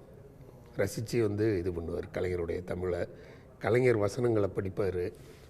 அரசியல் விஜயகாந்த் கற்றுக்கிட்டு வந்தாரா அப்படின்னு கேட்குறாங்களே, எல்லாருக்குமே நான் சொல்ல வேண்டிய கடமை என்னென்னா, அவருடைய அந்த அலுவலகத்தில், தேமுதிக அலுவலகத்தில் ஒரு பெரிய லைப்ரரி, எல்லா புத்தகங்களையும் வாங்கி போடுவார், எல்லாரையும் படிக்க சொல்லுவார். படிக்க சொல்லிவிட்டு அந்த புத்தகத்தில் என்ன படித்தேன்னு எனக்கு சொல்லுன்னுவார். சார் சொன்ன மாதிரி தான், காதில் வாங்கிட்டு அதை அப்படியே ரீப்ரொடியூஸ் பண்ணுவார். அதனால் அவருக்கு எல்லா புத்தகங்களையும் படித்த அனுபவம் அரசியலில் இருக்குது. அந்த அளவுக்கு இருக்கிறதுனால தான் அவரால் அந்த இயல்பாக அரசியலை பற்றி அவரால் பேச முடிஞ்சதுக்கு காரணம் இதுதான். கேப்டன் அது ஒரு தமிழ் மேலே மிகுந்த பற்றுள்ளவர். தமிழன் என்று சொல்லடா தலை நிமிர்ந்து நில்லடான்ற இதானே அவருடைய தரம். அதே மாதிரி தமிழ் புலிகளுக்கு பிரச்சனை அப்படின்னு வரும்போது நான்லாம் ஆஃபீஸில் கண்கூடாவே பார்த்துருக்கேன். இந்த ஸ்டவ் அடுப்புலாம் அப்போலாம் 2 பர்னர் ஸ்டவ் அடுப்பு வரிசையாக அடுக்கி வச்சுருப்பாங்க ஆஃபீஸில் ஃபுல்லாக. அரிசி மூட்டை, பருப்பு மூட்டை, பாத்திரங்கள். ஒருத்தருக்கு யார் கேட்டாலும் அவங்க சிலோன்காரங்க அப்படின்னு தெரிஞ்சதுன்னா. ரமணா படத்தில் ஒரு டைலாக் இருக்கும், எனக்கு அந்த டைலாக் முழுமையாக நினைவில் இல்லை. அதாவது கிளைமேக்ஸில் வச்சுருப்பாங்க அந்த டைலாக். அதாவது ஒருத்தர் இறந்துட்டாருன்னு சொல்லிட்டு அவங்க குடும்பம் இறந்துருச்சு அப்படின்னு சொல்லி சொன்னால் அவன் ஒரு நல்ல தகப்பனாக வாழ்ந்திருக்கான், ஆனால் அவனுக்காக ஒரு நாடே அழுகுது அப்படின்னு சொல்லி சொன்னால் அவன் வந்து நிச்சயமாக ஒரு நல்ல தலைவனாக இருந்திருக்கான் அப்படின்னு சொல்லி முருகதாஸ் அதில் ஒரு டைலாக் வச்சுருப்பார். அப்படி தான் கிட்டத்தட்ட இன்றைக்கி நாடே அழுதுகிட்டு இருக்கு அப்படின்னு சொல்லி தான் சொல்லணும். இவர் தலைவன், நாட்டுக்கு தலைவன், குடும்ப தலைவனும் கூட சார். அதான் எனக்கெல்லாம் வந்து என்னென்னா, இப்போ சாருக்கும் அப்படி தான் இருக்கும். சொன்னார்ல, வீட்டுக்கு வந்து இப்போ பையனோட உட்காந்து கேரம் போர்டு விளையாடுறாருன்னா அவர் எப்படி நான் நாட்டுக்கு தலைவன் சொல்ல முடியும்? என்னுடைய வீட்டுக்கு தலைவன் அவர். எந்த ஒரு பத்திரிகை கொடுத்தீங்கனாலும் யார் என்னன்னு பார்க்க மாட்டார். உடனே நான் அந்த இதுக்கு போகணும். எந்த ஒரு எளிமையான இடமா இருந்தாலும் பல இடங்களில் குடிசை வீடுகளில் அமர்ந்து சாப்பிட்ருக்காரு. பல இடங்களில் குனிஞ்சி போகிற குடிசை வீடுகளில் போய் உட்காந்து சாப்பிடுவார் ஷூட்டிங் போகும்போது. கேப்டனின் உடல் தேமுதிக அலுவலகத்தில் பொதுமக்களுடைய அஞ்சலிக்காக வைக்கப்பட்டிருக்கிறது. ஏராளமான பொதுமக்களும் தேமுதிக தொண்டர்களும் தொடர்ந்து அங்கே குவிந்தபடி அஞ்சலி செலுத்தக்கூடிய அந்த காட்சிகளை நாம் பார்த்துக்கிட்டே இருக்கோம். கூட்டம் கட்டுக்கடங்காமல் போயிட்டு இருக்கிறதுனால நாளை காலை 6 மணிக்கு சென்னை தீவுத்திடலுக்கு அவருடைய உடல் மாற்றப்படுது. அங்கே வந்து காலை 6 மணிலேருந்து மதியம் 1 மணி வரைக்கும் பொதுமக்களுடைய அஞ்சலிக்காக சென்னை தீவுத்திடலில் கேப்டன் விஜயகாந்துடைய உடலானது வைக்கப்பட இருக்குது. அதுக்கு பிறகு அங்கேருந்து கிளம்பி தேமுதிக அலுவலகம், அதாவது இப்போ உடல் வைக்கப்பட்டிருக்கக்கூடிய தேமுதிகவுடைய தலைமை அலுவலகத்துக்கு கொண்டு செல்லப்பட இருக்குது. பூந்தமல்லி ஹைரோட்டில் தான் இந்த ஊர்வலமானது நடக்க இருக்குது. கிட்டத்தட்ட 3.5 மணி நேரத்திற்கு மேலே அந்த ஊர்வலம் அப்படிங்கிறது நடக்க இருக்குது. அதன் பிறகு மாலை 4:30 மணி அளவில் தேமுதிகவுடைய தலைமை அலுவலகத்தில் அவருடைய உடல் நல்லடக்கம் செய்யப்பட்டிருக்குது. இதற்கான அறிவிப்பை சற்று முன்னாடி தேமுதிகவுடைய தலைமை கழகம் வெளியிட்டிருக்குது. அந்த செய்திகளை பார்க்குறோம். மைப்பா, உங்ககிட்ட தான் தீவுத்திடலுக்கு அவருடைய உடல் நாளை காலை மாற்றப்பட இருக்குது. கூட்டம் கட்டுக்கடங்காமல் போகிறதுனால இப்படியான ஒரு முடிவு அப்படிங்கிறது எடுக்கப்பட்டிருக்குது. எப்படி பார்க்குறீங்க இதை? ஏன் இவ்வளோ ஒரு கூட்டம் அப்படிங்கிற ஒரு கேள்வி வருது. நம்ம தொடர்ந்து பேசுகிறத அவரிடம் இருக்கிற நட்பு, அன்பு, அதாவது அன்பும் நட்பும் பரஸ்பரம் இருக்கணும். ஒருதலை காதலாக இருக்க முடியாது. நீங்கள் நேசிக்கிறவர்களே நேசிக்கப்படுவார்கள். பைபிளில் ஒரு அருமையான எனக்கு பிடிச்ச வார்த்தை, நேசிக்கிறவர்களே நேசிக்கப்படுவார்கள்னு போட்டு பக்கத்தில் ஒரு ஐஃபோன் போட்டு கேப்டன் போட்டுடலாம் விஜயகாந்த்ன்ற. ஏன்னா நான் இவரை நேசிக்கணும், உங்களை நேசிக்கணும், நீங்கள் நேசிச்சு தான் என்னை நேசிப்பேங்க. இந்த மாதிரி அது ஒரு கோயம்பேட்டில் அந்த பிரிட்ஜுக்கிட்ட நெருக்கமாக இருக்குது. அங்கே ஒரே டிராஃபிக். அங்கே இந்த கூட்டத்தை கட்டுப்படுத்த முடியாது.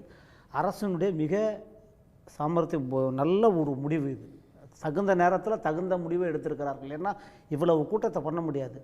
அதில் தீவுத்திடல்னு ஒன்றே அவருடைய எல்லா படத்துலேயும் அண்ணன்லாம் டைரக்டரு, நமக்கு அதை பற்றி பெருசாக தெரியாது. பட் ஆனால் அந்த நடந்து வரும்போது கண்ணு தீ பறக்கும் அவருக்கு. அந்த கண்ணில் ஜுவாலை, அந்த அப்படி தீ பறக்க ஒரு மனிதனை இது தீவுத்திடலில் போய் கிடத்த இருக்கிற நீண்ட குளமாக இருக்கார் அவர் அப்படின்னா, அதை தான் திருப்பி சொன்னான். அவர் ரியல் ஹீரோ இல்லை, ரியல் ஹீரோ. அவருக்கு மனசுக்கு பிடிச்சதை பேசுவார். இடம், பொருள், சூழல்லாம் என்ன நினைக்கிறார், அவர் என்ன நினைக்கிறார், இவர் என்ன நினைக்கிறார், தான் என்ன நினைக்கிறாலும் நினைக்க மாட்டாங்க. இன்னொன்று, தர்மத்தை எல்லாரும் தர்மம் பண்ண முடியாது, அப்படி பெருசாக பண்ண முடியாது. வீட்டில் கேட்பாங்க, மனைவி கேட்பாங்க, பிள்ளை கேட்பாங்க. அவர் சம்பாதிச்ச சொத்து தான். நீங்கள் சம்பாதிச்ச சொத்து நீங்கள் எவ்வளோ குடும்பத்தினுடைய கண்ட்ரோல் இல்லாமல் நீங்கள் எவ்வளோ பண்ண முடியும்? எத்தனை ரெஸ்ட்ரிக்ஷன்ஸ் இருக்கும்? நான் ப்ராக்டிக்கலாக பேசுகிறேன். ஆனால் அது எல்லாத்தையும் உடைச்சி அப்புறம் நீங்கள் திருப்பி கேட்கறதுனால எங்கேருந்து இவ்வளவு மக்கள் வெள்ளம், இவ்வளவு பேர் எப்படி அவர் மீது அன்பு செலுத்துகிறாங்கன்னா, அவர் அன்பு செலுத்தினார் சமூகத்தின் மீது. 1000 ஆண்டுகளுக்கு முன்பு ராமானுஜர் புரட்சி செய்தார். சமூகத்தில் புரட்சி செய்த மகான்னு கலைஞர் எடுத்தார். நானே 2 புத்தகத்தை வாங்கிட்டு போய் சண்முகநாதன் சார்கிட்ட கொடுத்தேன். என்ன சொல்கிறார் அவர்னா, ராமானுஜர் எதுக்கு இந்த சம்பவத்தில் இதை எடுத்துன்னு வரேன்னா, உயிர்களில் பேதம் இல்லைன்னார் அவர். உயிர்களில் பேதம் பார்க்காதேன்னார். சாப்பாடு போட்டு பசித்தவனுக்கு வள்ளலார் ஏன் இந்த நாடு இன்னைக்கு கொண்டாடுறது?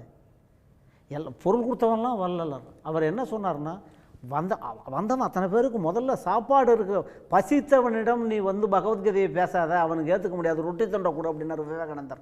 இது விவேகானந்தரோ வள்ளலாரோ இல்லை, ஆனால் அந்த கடைபிடிச்ச அந்த பிரின்சிபல். ஒரு ஏழை எளிய மனிதன், இவர் சொல்கிறார்ல, அசிஸ்டன்ட் டைரக்டராக வந்திருப்பார் அவர் காலத்தில். இப்போ வேறு, இப்போ நிறைய சோஷியல் மீடியா இருக்குது, நிறைய இருக்குது, பழைக்க வழி இருக்குது, போகிறது வந்து சினிமா கனவுகளோடு கோடம்பாக்கத்துக்கு வந்து இருக்கிற மனிதர்களுக்கெல்லாம் தங்க இடம் கிடையாது, சாப்பாடு இடம் கிடையாது. ஒரு 4 பேர் சேர்ந்து ஒரு ரூமில் இருக்கணும், ரெண்ட்டு கொடுக்க முடியாது. வெற்றி பெற்றவர்கள் வெளிச்சத்தில் வந்தவர்கள் தான் நம்ம பேசுகிறோம். இருட்டில் இருக்கிறவங்களுக்கெல்லாம் எங்கே போக முடியும்? ராஜாபாதர் தெரு, பாண்டிச்சேரி, அது ஒரு புகலிடமாக இருந்தது. புகழ் ஒன்றில்லா அடியேன் உன்னடிக்கு அமர்ந்து புகுந்தேன்னு ஒரு நம்மாழ்வார். அந்த மாதிரி நம்பி எந்த இடத்துக்கு போக முடியும்? எம்ஜிஆர் வீட்டுக்கு சொல்லுவாங்க, அரிசியில் தண்ணி உலைய வச்சுட்டு எம்ஜிஆர் வீட்டுக்கு போகலாம் அப்படின்னு. ஒரு நம்பிக்கை தானே. அந்த நம்பிக்கை யாரிடம் வரும்? நம்பிக்கை இருக்கிறவிடம் தான் வரும். அதனால் அவர் எல்லாத்தையுமே அதான் அவர் செய்யணும், இதில் ஒரு பேர் வரணும், ஒரு 1/2 பேஜ் விளம்பரம் கொடுக்கணும், அதெல்லாம் கிடையாது. அவர் இயல்பாக இருந்தார், நேசித்தார், அந்த ரூட்லேருந்து வந்தார். அவர் எல்லாரும் கஷ்டப்பட்டு தான் வந்தாங்க. எல்லாரும் ராவ் பகதூர், திவான் பகதூர், பெரிய பண்ணை மிட்டா மிராசெல்லாம் இல்லை. ஆனால் வந்தவர் அதை நினைத்தார். ஏறி வந்த ஏணியை எட்டி உதைகள், ஏறி வந்த ஏணிகளின் கிட்டத்தட்ட ஒரு 8 மணி நேரம் இருக்குன்னு நினைக்கிறேன். 8 மணி நேரத்தை கடந்துமே கூட இன்னும் சிறிதளவும் அந்த கூட்டங்கிறது கொஞ்சம் கூட குறையாம தொடர்ந்து மக்கள் அப்படியே சாரையா வந்து அஞ்சலி செலுத்திட்டே இருக்காங்க. அந்த காட்சிகளை பார்த்துட்டே இருக்கோம். தமிழ்நாடு பூரா இன்னைக்கு காலையில் இன்னைக்கு இரவு புறப்பட்டு நாளைக்கு காலையில் பார்த்தீங்கன்னா நல்ல முடிவு எடுத்த முடிவு இல்லைன்னா தாங்கவே தாங்க இந்த இடம். நிறைய பேர் இரவு தான் வர்றாங்க புறப்பட்டு. ராமநாதபுரத்துலேருந்து வரணும்னா எப்படி வர முடியும்? மதுரையிலேருந்து வரணும்னா 10 மணி நேரம் ஆகுமே. நிச்சயமா. அதில் தீவுத்திடல் வந்து ஒரு பெரிய வாஸ்ட் ஏரியா.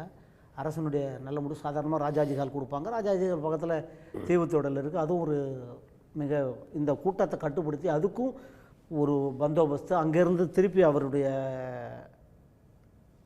அவர் கட்டின அவர் ஆசைப்பட்ட கல்யாண மண்டபம் கஷ்டப்பட்டு சம்பாதிச்சு கட்டினது அவரதெல்லாம் ஒரு சாதாரண உழைப்பு இல்லை. அவர் போவார், காரில் போவோம், நானும் அவரும் அப்படியே போவோம்.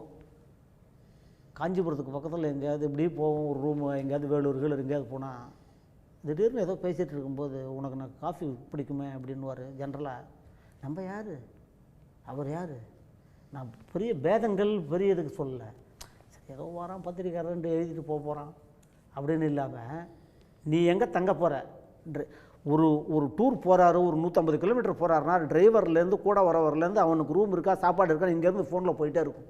அங்கே போய் அரேஞ்ச் பண்ணுறது கிடையாது, இங்கே போகும்போதே போயிடும்.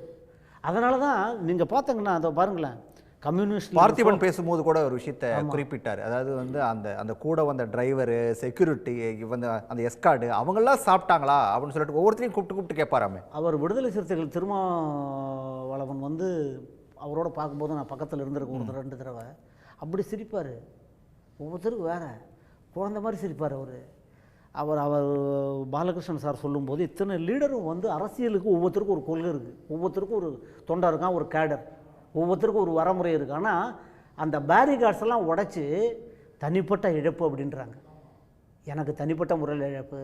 அவர் இன்றைக்கி ஒரு டிஎம்கே அலையன்ஸில் இருக்கார். ஆனால் மக்கள் நல கூட்டணியில் இருக்கும்போது அந்த நினைவுகளெல்லாம் என்னால் மறக்க முடியல.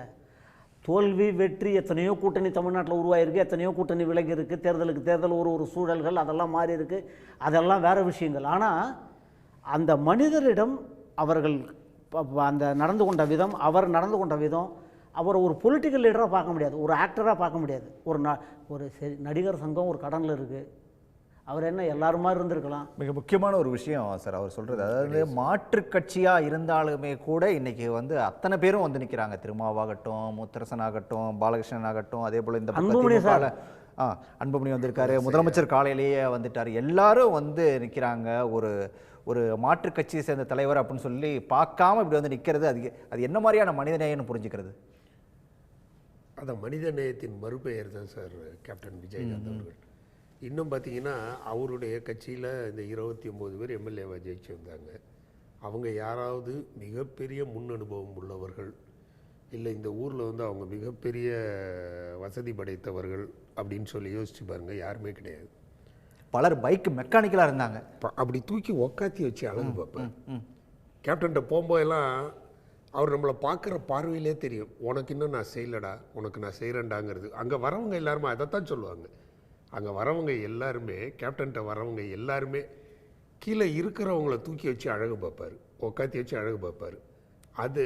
அதைத்தான் அந்த மனித நேயம் தான் அவருக்கு. எதிர்கட்சிக்காரர்கள்னு எதிர்கட்சி அப்படின்ற வார்த்தையே அவர்கிட்ட கிடையாது. அதே சொல்லுவார், எதிர்கட்சின்ற வார்த்தையே கிடையாது, எல்லாரும் நண்பர்கள். கொள்கைகள் மாறுபடும், உங்கள் கொள்கை வேறு, என்னுடைய கொள்கை வேறு. கொள்கைகள் மாறுபாடு தான் நமக்குள்ளே இருக்கிற குழப்பமே தவிர நமக்கு இடையில் எந்த விதமான பர்சனல் குழப்பங்களும் கிடையாதுன்னு கடைசி வரைக்கும் அதை நிரூபிச்சும் காட்டி வாழ்ந்தவர். கடைசி மனிதனை கொண்டு வரதுன்றது பெரிய விஷயம். அழகாக நீங்கள் பேசுனுங்க, மெக்கானிக்குன்னு இல்லை, சொல்வாக்கு செல்வாக்கு ஊர்லேயே தெரியாத ஒருத்தர எம்எல்ஏ வாங்கியிருக்காங்க. இன்றைக்கெல்லாம் முடியாது. அதெல்லாம் சாதாரண 29 பேரில் எத்தனை பேருடைய பேக்ரவுண்ட் கிடையாது. 40 பேர், 41 சீட்டு, 42 சீட்டு கொடுத்தாங்க, 41. அதில் 29 பேர் எம்எல்ஏ இருக்காங்க. எத்தனை பேர் பேக்ரவுண்டு, அவங்களுடைய சொத்து சுகம், ஒரு தேர்தல் நின்று ஃபேஸ் பண்ணுறது. இப்போ விருகம்பாக்கத்தில் பார்சாதி ஜெயிச்சார் எம்எல்ஏ எக்ஸ்-எம்எல்ஏ, அவருடைய பேக்ரவுண்டை எடுங்க. எக்மோரில் ஒருத்தர் நீங்கள் சொல்கிற நல்ல தம்பி, நல்ல தம்பி, அவர் நல்ல தம்பின்றதுனால கொடுத்தார், அவர் செல்வாக்குள்ள தம்பின்றதுனால. இப்படிலாம் பண்ணவே முடியாது. திடீர்னு ஒருத்தர் இவர் எனக்கு தெரிஞ்சு நம்ம பட்டுக்கோட்டையில் ஜெயிச்சார், அவர் பேர் என்ன, பேராவூர்னியில் அருண் பாண்டியா அவரோட நடித்தவர். நான் அருண் பாண்டியா நானெல்லாம் பேசியிருக்கேன் அவர் இருக்கும்போது. அருண் பாண்டியனே எம்எல்ஏ ஆகியிருக்காரு. எத்தனை நடிகர் எம்எல்ஏ இருக்காங்க, எத்தனை நடிகர் வந்துருக்கு. வாகை சந்திரசேகர் வந்திருக்காரு, எஸ் வி சேகர் வந்திருக்காரு, ஒவ்வொருத்தர் ஒரு கட்சி, திமுக ஒருத்தர் ஆகியிருக்கு, அதிமுக அருண் பாண்டியன் ஆகியிருக்காரு. பேச்சுன்னு சொல்கிறேன் நான். அருண் பாண்டியனை போல அருண் பாண்டியன் ஒரு நடிகர், இன்னொருத்தர் ஒரு மெக்கானிக்கு, இன்னொருத்தர் ஒரு அவருடைய ரசிகர், இன்னொருத்தர் அவருக்கு விசுவாசியாக உண்மையாக இருந்தார். இந்த 40 பேர்லையும் நீங்கள் பார்த்தா பேக்ரவுண்டில் இன்றைய தேர்தல் காலத்துக்கு எம்எல்ஏ ஆகணும்னா அந்த பெரிய பேக்ரவுண்டு, பொருளாதாரம், படிப்பு, செல்வாக்கு, சொல்வாக்கு, பணம், பவர் எல்லாம் வேணும். ப்ராக்டிக்கலாக நான் பேசுகிறேன். ஆனால் அண்ணன் சொல்கிற மாதிரி அவர் அதெல்லாம் பார்க்கல. சரி, நமக்கு வேண்டியவன் கஷ்டப்பட்டுருக்கான், உழைச்சவனுக்கு கூலி கொடுக்கணும்ல, அதெல்லாம் அவர் செஞ்சார். பார்த்து செஞ்சார். அதான் அதில் மேட்ரு. ஏதோ போகிற போக்கில் ஒரு லிஸ்ட்டில் இனி மாஃபா பாண்டியராஜன், அதுக்கு பிறகு ஏடிஎம்கே, அவருக்காக ஒரு தொகுதி வாங்குறது கடைசி வரைக்கும் கஷ்டப்பட்டார் மாஃபா பாண்டியராஜ். அதுக்கப்புறம் ஏடிஎம்கே போய் மந்திரியாக இருந்தார். ஆனால் அவருக்கு ஒரு தொகுதி இடிச்சுது. அதை போய் போயஸ் கார்டனில் முன்னாள் முதலமைச்சர்கிட்ட அவங்கள்ட்ட போயிட்டு அதை போராடி பெற்றார் அவர். அதெல்லாம் எல்லா விஷயங்களையும் பேசுகிறார். எல்லாத்துலேயும் கரெக்டாக என்னென்னா ஹம்பிள் சிம்பிள். நம்பினார் கைவிடப்படார் 4 முறை தீர்ப்புன்ற மாதிரி அவரை நம்பினவர தொண்டர்களோ அவரை நம்பி வந்தவங்களோ அவர் அதெல்லாம் இல்லை. வேணுன்ட்டு வச்சு செய்கிறது இவன் இல்லை போயிட்டான். ஆனால் எவ்வளோ தோல்வி, எத்தனையோ பேர் போயிட்டாங்க. பிற்காலத்தில் அவர் எவ்வளோ வெற்றி பெற்றாரோ, எதிர்க்கட்சி தலைவர் வந்தாரோ, அதற்கு பிறகு சறுக்கல். ஆனாலும் கூட எந்த விஷயத்திலும் எதையுமே அவர் பாதிக்கலை. ஹெல்த்து தான் அவரை பாதிச்சதே தவிர வாழ்க்கையில் வேறு எதுவும் பாதிக்கலை. அப்படிலாம் வாழவே முடியாது. ஒரு பெரிய ஹீரோவாக இருந்துட்டு நமக்கு இது இல்லைன்னா தோன்றுவான். அதெல்லாம் முடியவே முடியாது. அவர் ஆசிட்டிஸ். நீங்கள் எவ்வளோ படங்கள் அவர் கூட சேர்ந்து ஒர்க் பண்ணதுன்னா எத்தனை படங்கள்? நேரடியாக அவரோட இயக்குனராக 3 படம் பண்ணேன். இப்போ ஆபாவன, உழவன் மகன், ஊமை விழிகள், உழவன் மகன், கருப்பு நிலா, 3 படமும் நான் பண்ணேன். செந்தூர புயலில் பல பகுதிகள் நான் தான் பண்ணேன். ஆபாவனன் சார் தயாரித்த படம், தேவராஜ் சார் இயக்குனர். அது எங்கள் டீமில் எப்போதுமே எல்லாருமே சேர்ந்து பண்ணுறது. என்னுடைய அசோசியேட் டைரக்டர் பன்னீர்ன்றவர் சர்க்கரை தேவன்ற படம் பண்ணார். என்னுடைய தம்பி சர்க்கரை தேவனில் தான் அந்த பொட்டு வச்ச தங்க குடம், நீ பொட்டு வச்ச தங்க குடம், அது சர்க்கரை தேவன் படத்தில் அதில் கேப்டன் படங்களை பொறுத்த வரைக்கும் எல்லாருமே எல்லா வேலையும் பண்ணுற மாதிரி தான். அது அந்த ஒரு வித்தியாசமே இருக்காது. இன்னும் பூந்தோட்ட காவலன் பார்த்தீங்கன்னா ஸ்கிரிப்ட் டிஸ்கஷன்லேருந்து நான் இருந்திருக்கேன். அந்த படத்துக்கு உளவுத்துறை படத்துக்கு இருந்திருக்கேன். என்னுடைய தம்பி தாயகம்னு ஒரு படம் பண்ணார். அதுலேயும் பல பகுதிகள் அவரே கூப்பிடுவார், இதை நீங்கள் செஞ்சு கொடுங்க வாங்க அப்படின்வார். அந்த மாதிரி அந்த கணக்குகள் காவிய தலைவன், அந்த கணக்கெல்லாம் பார்த்தா ஒரு 7-8 படம் கேப்டனோட நான் ஒர்க் பண்ணியிருக்கேன். உடனுக்குடன் செய்திகளை தெரிந்து கொள்ள சன் நியூஸ் பெல் ஐகானை கிளிக் பண்ணுங்க.